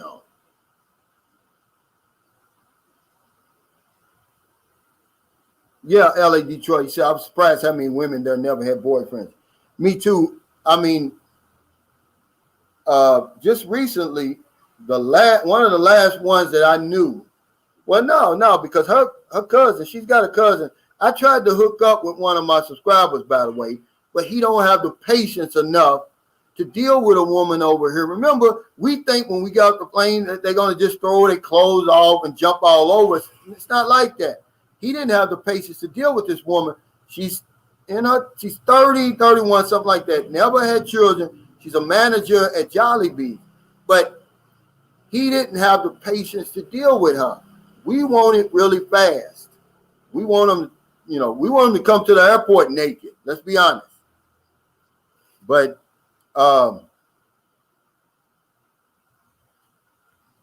he just didn't have the patience, man. So he's going to miss out on a good one. She's cute.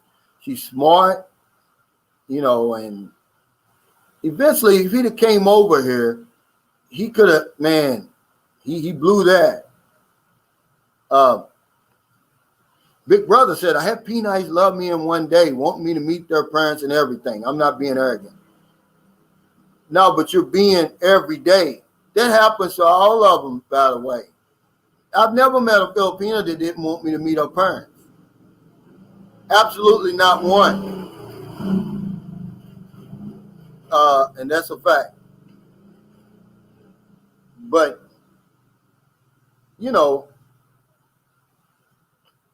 it happens. John Wells says, I was my wife's first boyfriend. She was 26. Yeah. And see, that's old over here. Over here, see. But imagine John telling his wife that, oh, I don't want a woman with kids. How many kids you got, John? Or something like that. Hey, James Lyons, this is Buck. He says, I bought that shirt from you, Calvin. I can wear what I purchased, surely, Brother Calvin. Oh, okay, thanks, Buck. I didn't know. I thought you had it made over there down on the corner, over there in the Mississippi Delta where you live.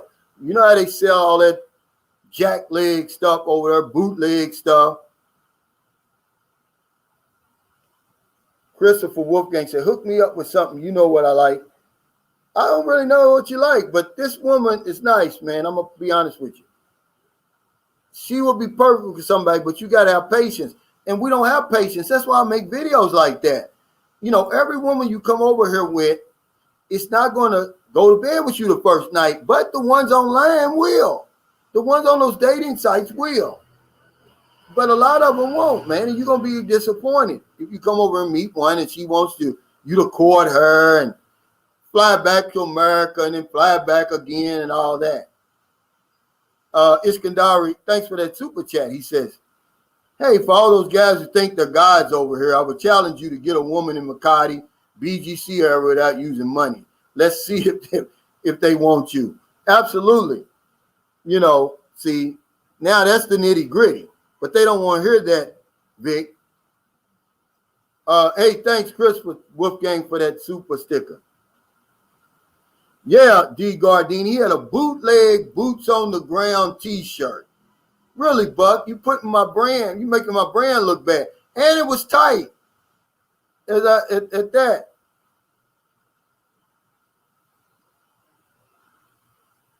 Yeah, believe it or not, but okay, he says, I'm looking for that 40-year-old virgin. There's some over here. But let me tell y'all something, man. I'm looking at this guy's funny. Virgins are overrated, man. I don't want a virgin. I don't want another one. I had one over here, and this is what I was laughing at. The Beach of Life, thanks for the super chat. He said, bootlegs on the ground. Yeah, that's Buck. sitting there talking about he bought that shirt. It was too little for you, Buck. I'd send it back. Elena for real said, yeah, Iskandari, yes. It's true, guys. But I'm not trying to discourage you from not coming over here. There's a lot of beautiful, available women here that will give a foreigner a chance. But they all don't want you. They all don't want us. The overwhelming majority don't, by the way. And it's just something I wanted to put out there. Have you ever seen a video like that? Who else told you that? They're telling you the opposite. They're telling you that you're rock stars when you get over here. Yeah, to a small percentage of women who will give you what John calls it the rock star treatment. I call it the Filipino makeover, because that's all it is. Everybody looks younger. Everybody looks better. Oh, you're not that big. You may weigh 350. You don't look that big to me. They're going to tell you that. And if you bad, you're going to bad the first time.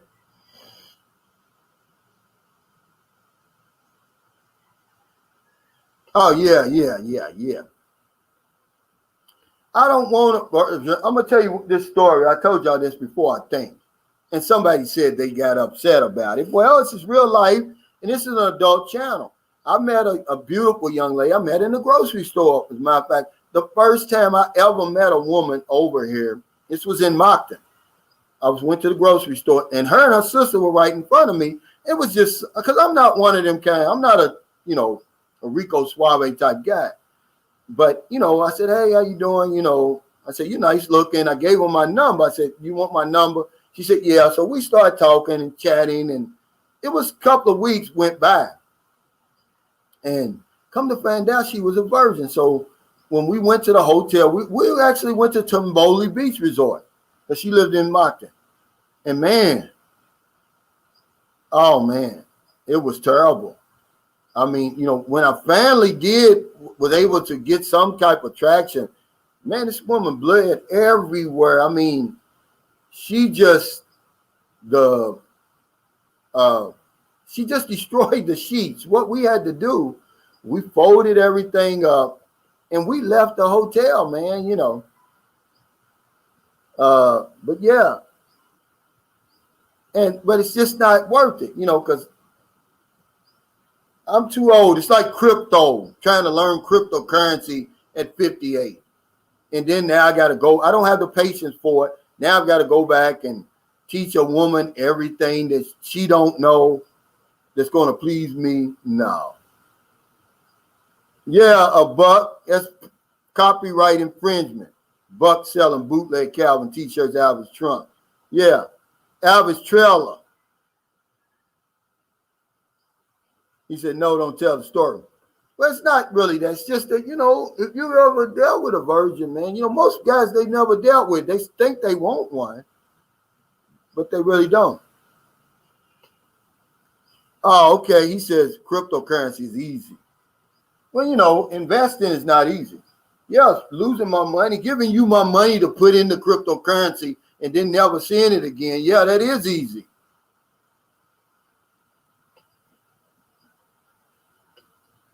Magnificent said, yeah, need one that's a little broken in. Yeah. And that's why, over here, you got to realize that Filipino women are small anyway, guys. I promise you this. Look, let me tell you this. My girlfriend had 2 kids when I met her, man. It's like she didn't have any kids at all. I mean, she's not here, so she can't hear me saying this. And I don't have anything to gain from it anyway. She's going to love me, anyway. But it's the best I've ever had. That's why I'm still here.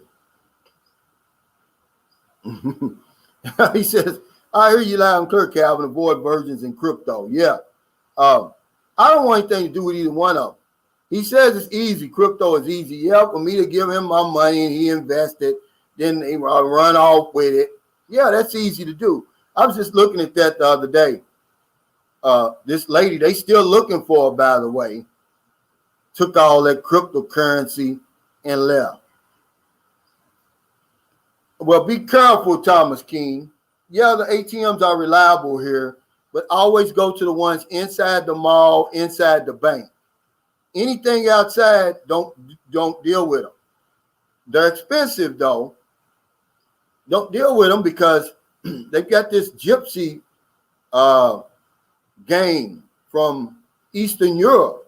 I mean, they're tearing the Philippines up. I mean, you know, they would have probably destroyed the economy over here, but they got greedy. One guy, imagine this now, he got busted because he's greedy. Of course, you know, we're never going to get caught. This guy, by the time they caught him, he had 395,000 pesos he had gotten out of these. I mean, that's a lot of money over here. Like, come on, man. You know, quit for the day and come back tomorrow. No, he kept doing it. It set off something at one of the banks or something.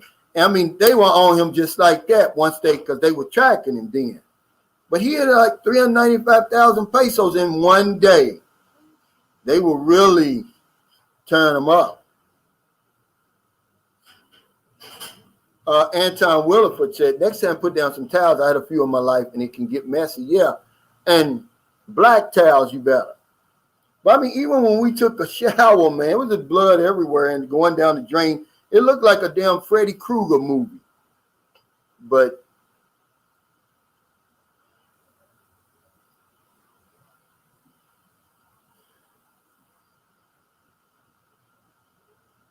Ishmael Marsh says, one Filipino girl I slept with was wild. She dug her nails in my back like a kitty cat. Yeah, they will. And that's for sure.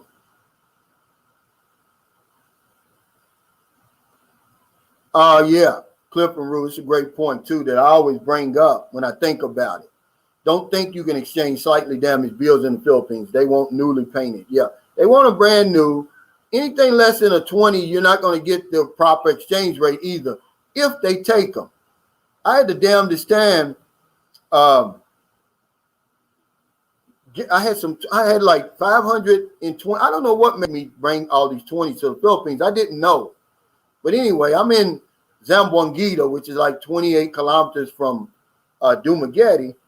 And I go to the lawyer to exchange it in. Well, hell, the woman wouldn't take them. She said, we don't take 20s here. So I had to go all the way to Dumaguete. And it took us forever because every 20, they're not used to seeing 20s here. That's what it is. It was a damnedest time. So yeah, guys, bring Chris 100s, Chris 50s, nothing less than that. And go ahead and do as much money as you feel comfortable with at the airport. The exchange rate is not that much different. And then that'll give you a little while before you can find a legitimate bank or one of those places inside the mall where you feel safe because, man, they got a big time scam going over here in the Philippines.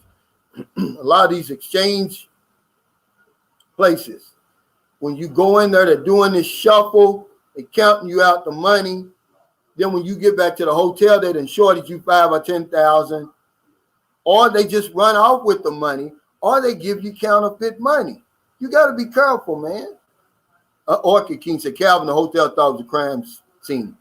I'm glad here that the Philippines, a lot of these places, they don't even ask you, for your ID or anything like that. You just move in, you just check in. But I just think it's overrated because so many of us have never had a version before. And that was my first one and the last one, really. I didn't want any more of that. And I think what it is, it's like we want to be the one and only, that sort of thing. Well, if you're going to stay with her the rest of your life, then probably a good thing. Now, this happened to me before, too, but this was actually at a bank in Zamboanga. He said an ATM inside the mall kept my credit card. Navy Federal FedEx me another one immediately. Well, what happened was when he took my card, it's right outside the bank. It goes inside the bank. So we had to go in And this is why I tell you the Philippines is strict. You better dot your I's and cross your T's. I didn't sign the back. And this was in 2011. And that's when I started signing the back of my credit cards and my debit cards. When this happened, they would not give me my card, man. It took almost an act of God to get it back. They had to have one of the top people come down from another bank, and we sit there, man, for 1 or 2 hours in order for them to give me my card back. Iskandari says I mostly do about 100,000, keep in my safe, and carry about 10,000 on me at one time. Yeah, 10,000. What's that? $200. 100,000 is like 2,000. Yeah. Hey, thanks, Ishmael. Take care.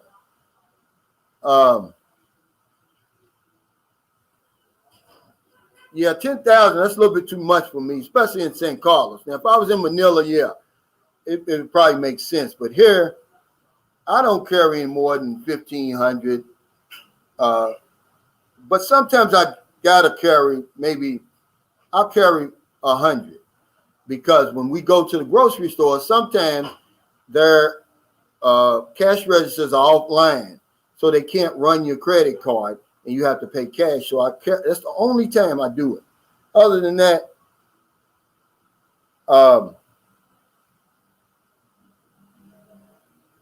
the guy says, absolutely. Anders Streifeld, he says, are the Eastern European guys gypsies in the Philippines? Yeah, these are the ones that are skimming these ATM machines, and they're mostly in these tourist places, near the tourist places, and they would turn. By the time the Philippines found out what was going on, they had taken a lot of money. By the time it got to the newspaper here, and they would have never got caught. The guy, they caught him. I guess he turned on everybody else. He put them up on what was going on, but man, they were good. And because some place like the Philippines, they're kind of slow at stuff like that. They were skimming the hell out of these machines. They were robbing people blind. Oh, okay. LA Detroit said, how do you get large amounts of money to the Philippines? How did you pay for the house? I've got my Fifth Third account. That's where my money is in America. So I don't have this kind of money, obviously. But if I did, I can transfer up to 5,000 US per day. And I just connected it to my account over here. That's why it's important when you get a bank account, get a good one. Like get one of the main ones over here, like BPI, BDO, Philippine National Bank is what I'm with. What's the other one? Metro Bank, where you'll be able to transfer the money to your account. Don't get one like Land Bank and all them different places like that where you may not be able to do it. Now, where do they hit me? They hit me with the wire transfer fee and then a little bit on the exchange rate. But we got to realize when because I was sending 6,000 at a time.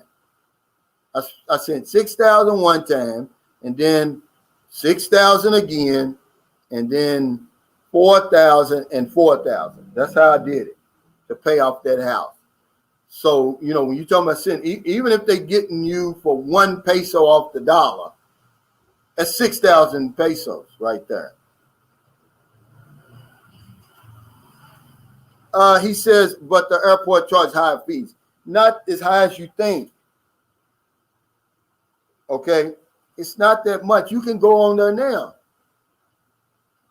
And, if you're going to spend, okay, just say, for instance, okay, and it's not going to be this, but I'm just giving you an example, Anton, like I just did with the 1 peso.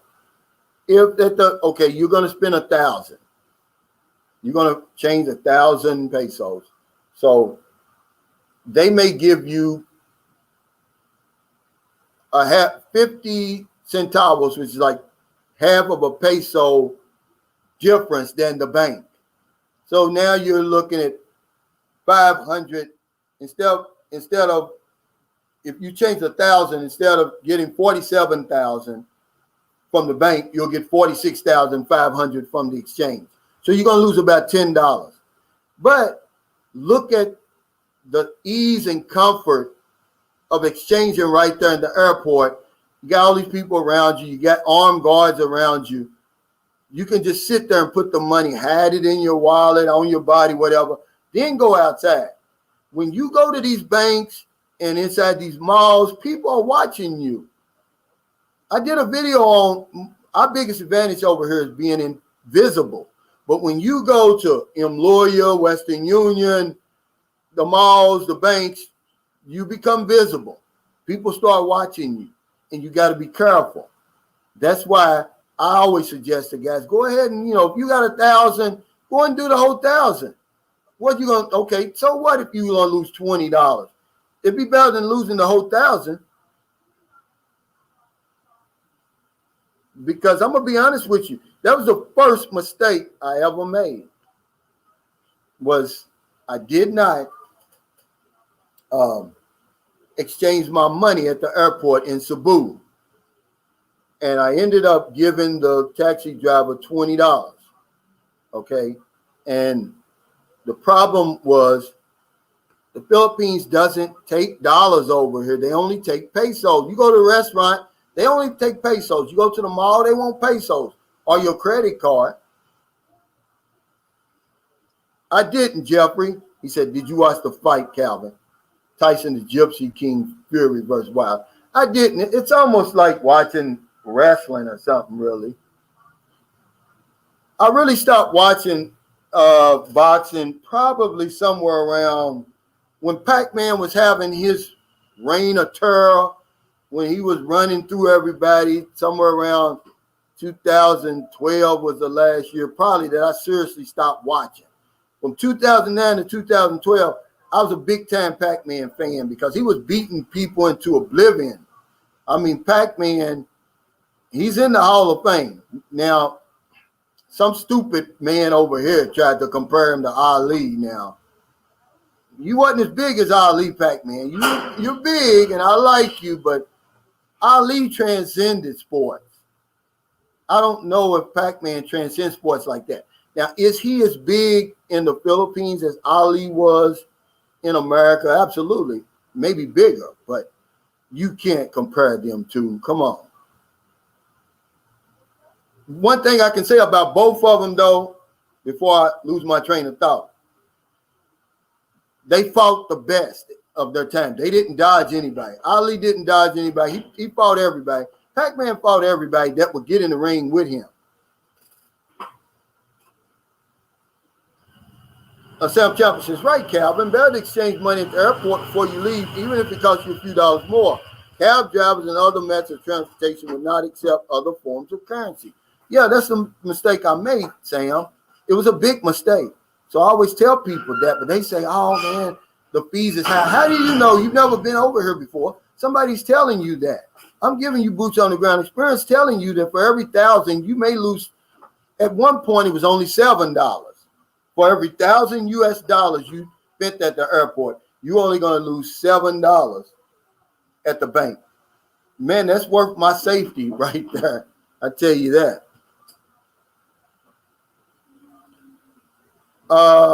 Des Hanger Haven says, before you end your live at Sunshine Shows, I got a question. If a guy goes, men going their own way, is it because he really hates modern, independent women and feminists too?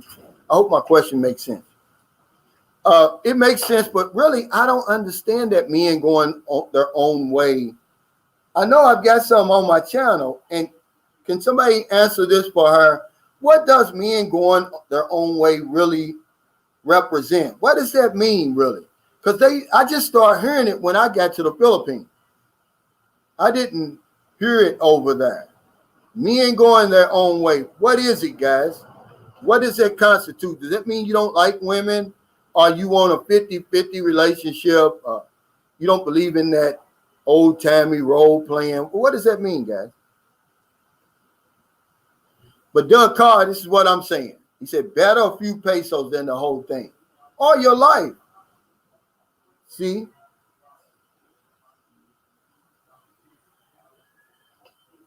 Cool C2 item says, if I don't see an ATM before I exit the airport, I use the ATM.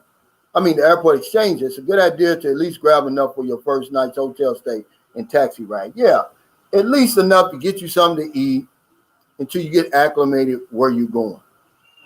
Oh, okay. Iskandari said they turned gay. Big K said, oh, it's rejecting Western feminist women. Okay. Oh, okay. He says American men not falling for the American woman BS. Oh, okay. Well, we're getting some good answers, Daz. He says, Dad's hanging out haven. No, he just wants to be a Joe. No commitment. You mean John? No commitments, hit and runs. Hey, say, Bayon Uto, Calvin. Hey, brother.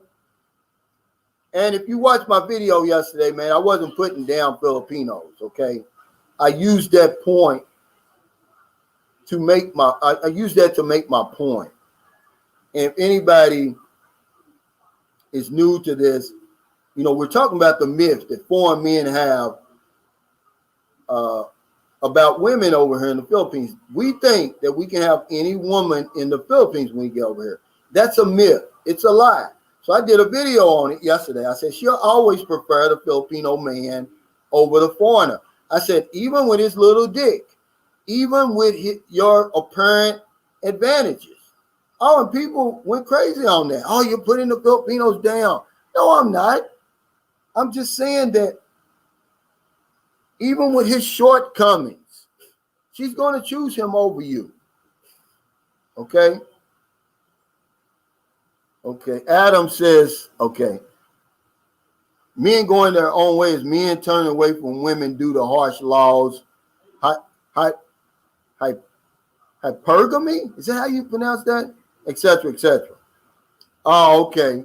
So they just want to be single, Adam, instead of all the child support and, you know, alimony and all of that. Is that what you're saying? Oh, okay. He answered it for me.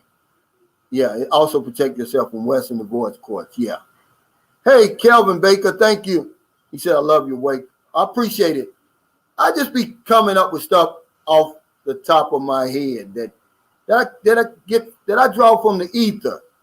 Stuff that I never hear anybody else talking about. And sometimes I just use little cliches and things like that for my title. Let me remind y'all, this is YouTube, and they use an algorithm. Even in my description, guys, there's certain words I want to use. So YouTube will push it out there because it's all about views on YouTube, guys. Hey, Rolando Webb. Greetings, bro. Amazing talks. Thank you. And that's what it's all about. Okay, Robert Sanford. He said I need to talk later on, Uncle Cal. Once I get off here, we got about 21 minutes before we get off here. Yeah, Clayton, but see, you're one of the smart ones, man. He says, Calvin, we all know you're just being humorous, but you can get guys like this J. Code Breaker. He can stir up some stuff. He said he was sitting there watching the video and the panel, by the way, with his Filipino girlfriend and brother-in-law, and he's never seen Filipinos so upset. Well, I got news for you, buddy. You wasn't over here when them banks were closing. You just saw him more upset about that. And see, he's the type, if he's got a Filipino and a Filipino here, he can stir up some trouble with that stuff. Oh, look at him talking about y'all and that. Now, this is something new right here to me. What's this, B&H? He says, better to be a pog. What's that?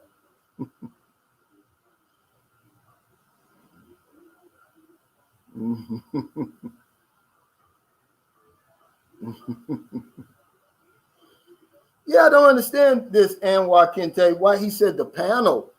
That was one of my only at the end when we started laughing at Buck and throwing jokes did it kind of get off the rails. But before then, that was one of the most tame panels I've ever had. You know. Oh, yeah. Orchard King. This is what I should tell my American ex-wife. I said, look, if I wanted a man, I would have married a man. I don't need all this confrontation, all this arguing, and you bucking up and trying to be tough. I don't need that. I don't want that.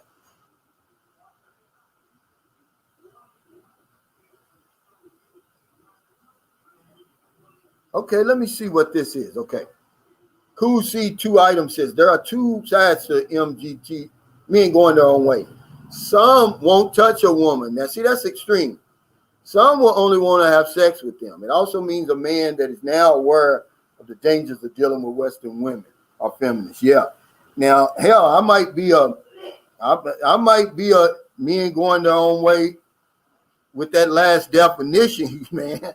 He said it also means a man that is now aware of the dangers, man. Because, you know, I lost a lot, man, dealing with my ex-wife. I lost some prime real estate down in Alabama. Now that we had bought, I had bought, not her. She inherited, okay, she's got 6 of them. Well, 5 now because one of her brothers died. But anyway, the mother died and left them X amount of acres. She got hers, 1/6 of that. Then I bought her sister's 1/6 that was attached to hers. It was getting ready to buy the other one. This is right on the road, by the way, prime real estate. And don't you know, when we got a divorce, she lied. I didn't even fight it. She lied and said she inherited all of that land. So the court gave her all of that land, the land that I paid money for, by the way.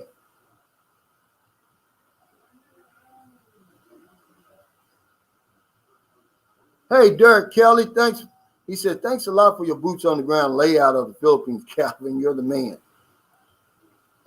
Thank you, man. I appreciate it. I'm just, you know, you see this other stuff, man. Somebody's got to give y'all the nitty gritty.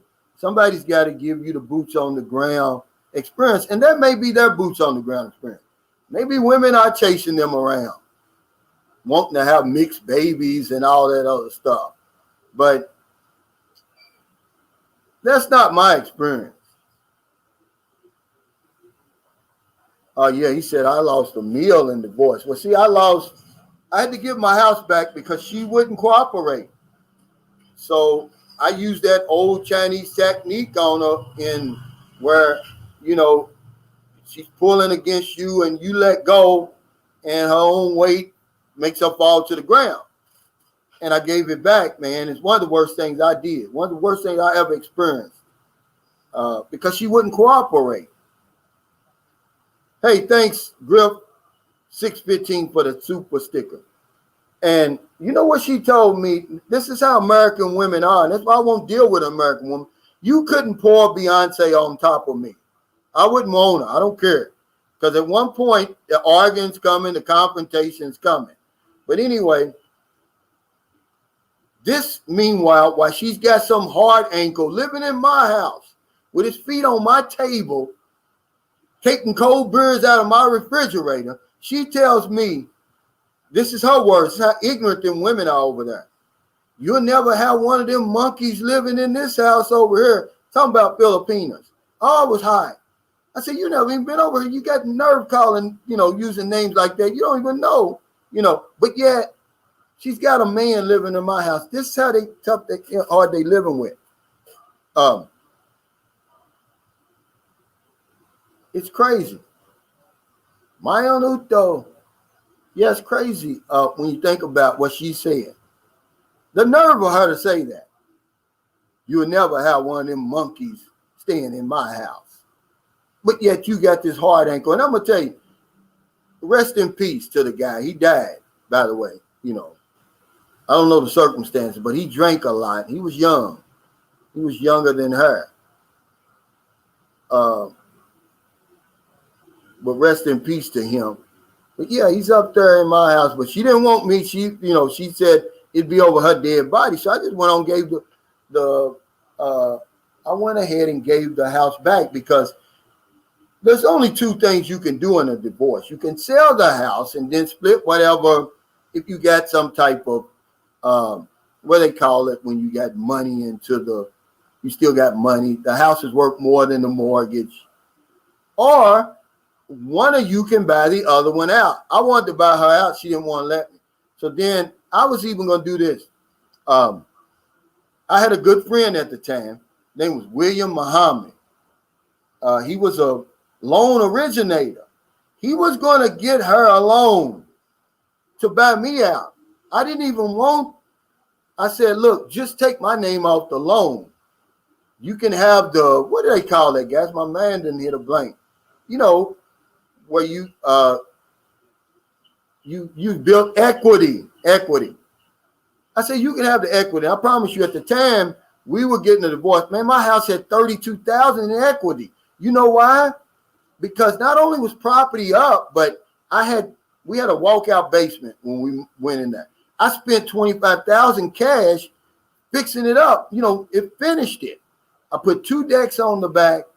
I was going to walk away from all that and let her have it. She didn't want it. Then by the time we got a divorce, here comes the market crash.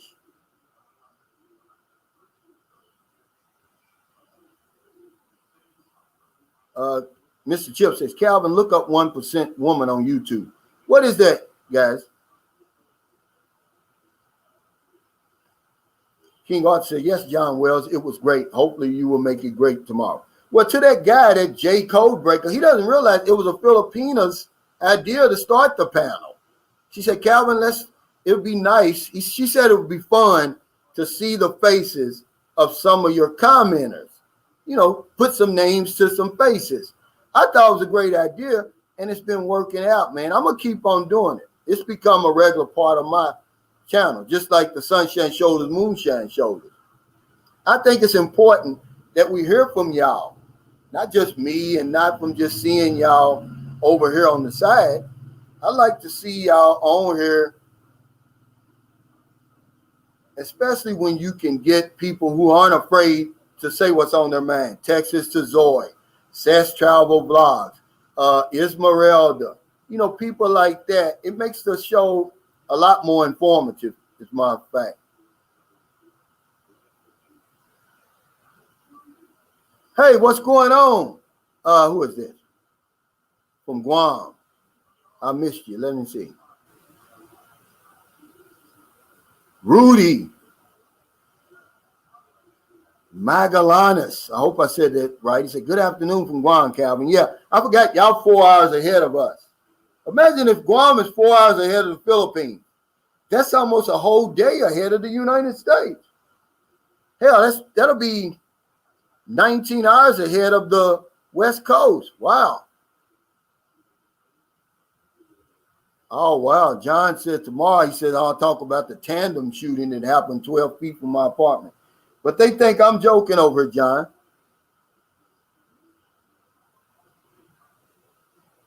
Yeah, they think I'm joking.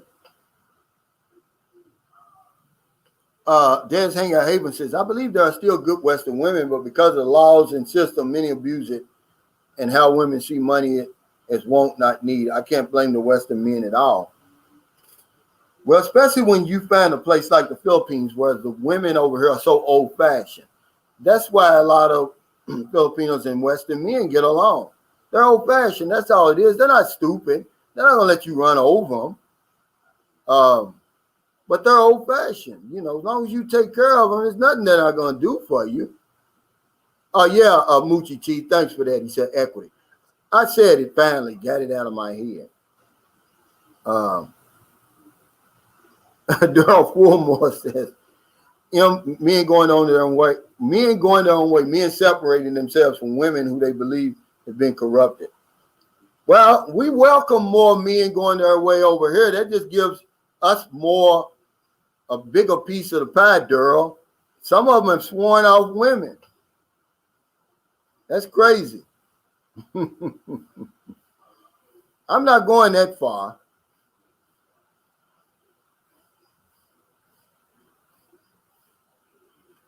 Yeah, he said, 7 years, I'm in better car in a bigger place, and traveling solo is one of the joys in life. That's one of the mistakes I made about coming to the Philippines. See, I didn't give myself any me time. Guys, don't do that. Don't get off the plane and immediately get in a relationship and have a living partner. Somebody was talking about that before. And I have to agree with him, man. You know, man, look, like he said, traveling solo is one of the joys of life. I get it, guys. You want to come over here. You want to get intimate. You know, there's going to be a time and place for that. But one of the biggest mistakes I made in the Philippines was immediately jumping into a relationship. I've never been single over here. Never. Not one day have I been single. I've always been in a relationship. I always had a live-in. And I would change that if I could. I would take some time out. There's too many places over here, man. And then you got to realize when you go to these, this is where you're going to meet a lot of the 3.5% that like foreigners. When you go to these beach resorts, these tourist places, this is where they are. And then you're going to be there by yourself. You're going to know, man, I'm going to tell you something. I'm going to give you another sign that she may like foreigners. She's got on a bikini, man. Filipinos don't wear bikinis, guys. I promise you that. Unless they're these professional models and stuff like that, maybe in the Miss Philippine contest or something like that. Man, Filipinos are telling you a lot when you see one in a bikini. And that's real. Because they don't do it. And you can ask anybody. They'll wear shorts. Every now and then you'll see one with a bra, but she definitely got shorts on. Or they'll have these long sleeve shirts on with shorts. But to have a bikini, oh my God.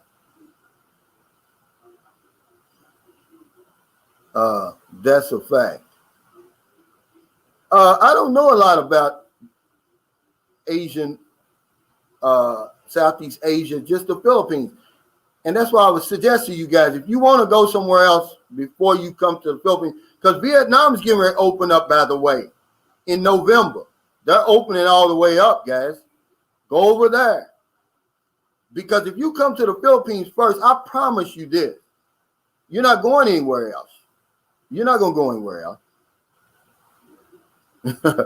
Being H says, my jaw dropped permanently watching the Miss Universe Philippines pageant. Yeah. That's a sign that they'll date a foreigner, that they may give you a chance. Because the regular Filipinos, they're just too they're too conservative, man. You know, on the surface, they are. Cool C2 item says, my buddy went through a divorce a few years ago. House was over $900,000 and retirement K was 401k was $800,000. Back then, I didn't know she could touch the 401k savings. She took half of everything. She makes good money too. Yeah, some of them do it just to spite you, man. And that's what makes you mad. You know, the only thing saved me, okay, we had 4 children. The only thing saved me from paying more child support to my ex-wife, which they made me pay $1,200 a month for our 4 daughters, which I was giving them more than that. I said, okay, you want to listen to your friends, want to take me to court? She had that daycare, see? And I was an independent insurance agent. I didn't have to show them bonuses and stuff like that. All I had to show them was my commission draw, which showed that she was actually making more than me. Let me see what he said. Oh, here it is. G. Rich. He says, Cal, what do you think of the Filipino women that goes to the States, become westernized, and act like they don't remember where they came from in the Philippines? Oh, well, you took it right. I was just talking about this yesterday, but I talk about that all the time. That's one of the things that's one of the risks you run when you take her there. She's going to forget all about this place. I know a lot of them over there. They make my blood boil. They won't come back to the Philippines. They won't send money back. They know what's going on over here. They know their family's struggling over here. They know. They come from nothing like, you know, most of the other women we meet over here. But they get over there and they act like they were born in America. Oh, you want to get me started? Bring that up. Oh, man. I mean, okay, when I was married, when I was with my wife, Okay, she's working at General Electric, and one of her friends became, one of her close friends was a Filipina from the same city, by the way. And don't you know, she's the only child that's never been back to the United States in 13 years, man, to see her parents. And they live down there in Zamboanga, and they're both old because she's in her 30s now. She's older than my wife, so she would be probably 37 or 38. And I just don't understand it. But she's over there bending over backwards for her husband's family. Yeah, no, don't get me started on that. That's a whole other vlog. It's a whole other live stream, man. Yeah, they get over there and oh man. I tell you. Oh yeah, and see, this is another reason I love the Philippines. Bill Ellis, thanks for reminding us. He said Vietnam doesn't make staying more than a month convenient. That's why the Philippines is at the top, guys. Y'all gonna keep listening to me. I'm gonna keep saying it till it gets in there. Come here, get established here, then go to them other places, but you're always able to come back here. You can stay here for 3 years. Who wants to keep moving around every month? JH had my head hurting the other day. He says, oh, I said, how can I get into Thailand? I got to fill out something. I got to request it in writing to get in there. They give me 60 days. Then he says, while I'm there, I can request another 30 days. That's 90 days. My head is hurting by the time he finished all the stuff that I got to do to get in there. I'm like, man, I come to the Philippines. That's it. With my passport, all I got to do is extend every month, every 2 months, every 6 months for 3 years. That's how you get established. You can't get established in a place like that. Then you got to make a border run and all of that.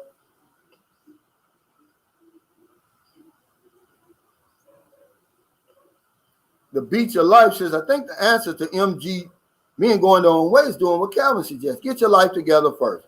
Figure out what you need and then put the woman in the middle. Too many younger, impressionable men in the West. Yeah, they don't know, but see, we're extremists over there. There's nothing wrong with and saying, hey, I ain't gonna fool with Western women no more because I know the tricks y'all play, but to just go to the extreme and say, I won't touch another woman and all that foolishness, no. See, if you gonna do it right, and I don't know what they call this, you get your life together, you build the life you want, then you stick the woman in the middle. How hard is that, guys? And then she becomes interchangeable. If she's a good piece, a good fit, then she stays. If not, okay, I still got my life. I'm still happy. Because I learned a long time ago, man, I tell you, man, there's nothing worse than getting your heart broke. And that's because you're relying on somebody else to make you happy. You're investing everything in somebody else. I learned a long time ago, don't do that. I'm responsible now for my own happiness, hell. And, you better be careful, man. But yeah, guys, I got to get ready to get out here, man. My knees are about as sore as they've ever been. I'll never do this either. And the guy says, don't say never. No, I'll never play 28 games of tennis in a row. That's a fact.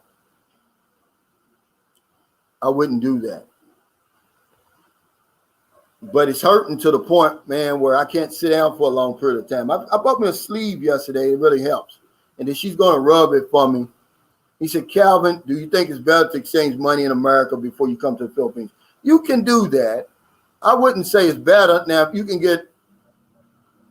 you're probably going to get that prime exchange rate in America because you're going to get it at the bank more than likely.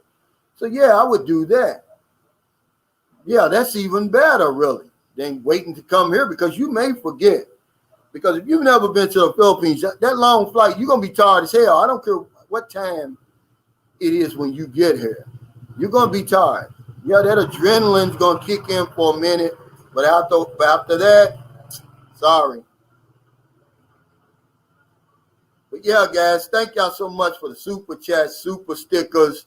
all your support, man. And again, to my Filipino subscribers and viewers, y'all know I'm not like that. I don't make videos down in Filipinos and all of that. I just did that to make a point. Does it make a difference if I don't bring that up? Is that going to change the size of the Filipino man over here? I don't think it will. But if me bringing it up causes a problem, then, that's not what I was doing. That's not what my video is about. It's about these arrogant foreigners and attitudes that we have about women over here, that we can come over here and get any woman we want. But yeah, join us tomorrow for the Sunshine Shoulders, Moonshine Shoulders Happy Hours, where me and John sit around and, he's about as good as a co-host as I could have. Because John is like an extrovert. I'm like an introvert. Really. And he makes me remember stuff because he'll say something and I'll remember my experience with it. So take care, everybody. Stay safe. Stay COVID free. I'll see you next time.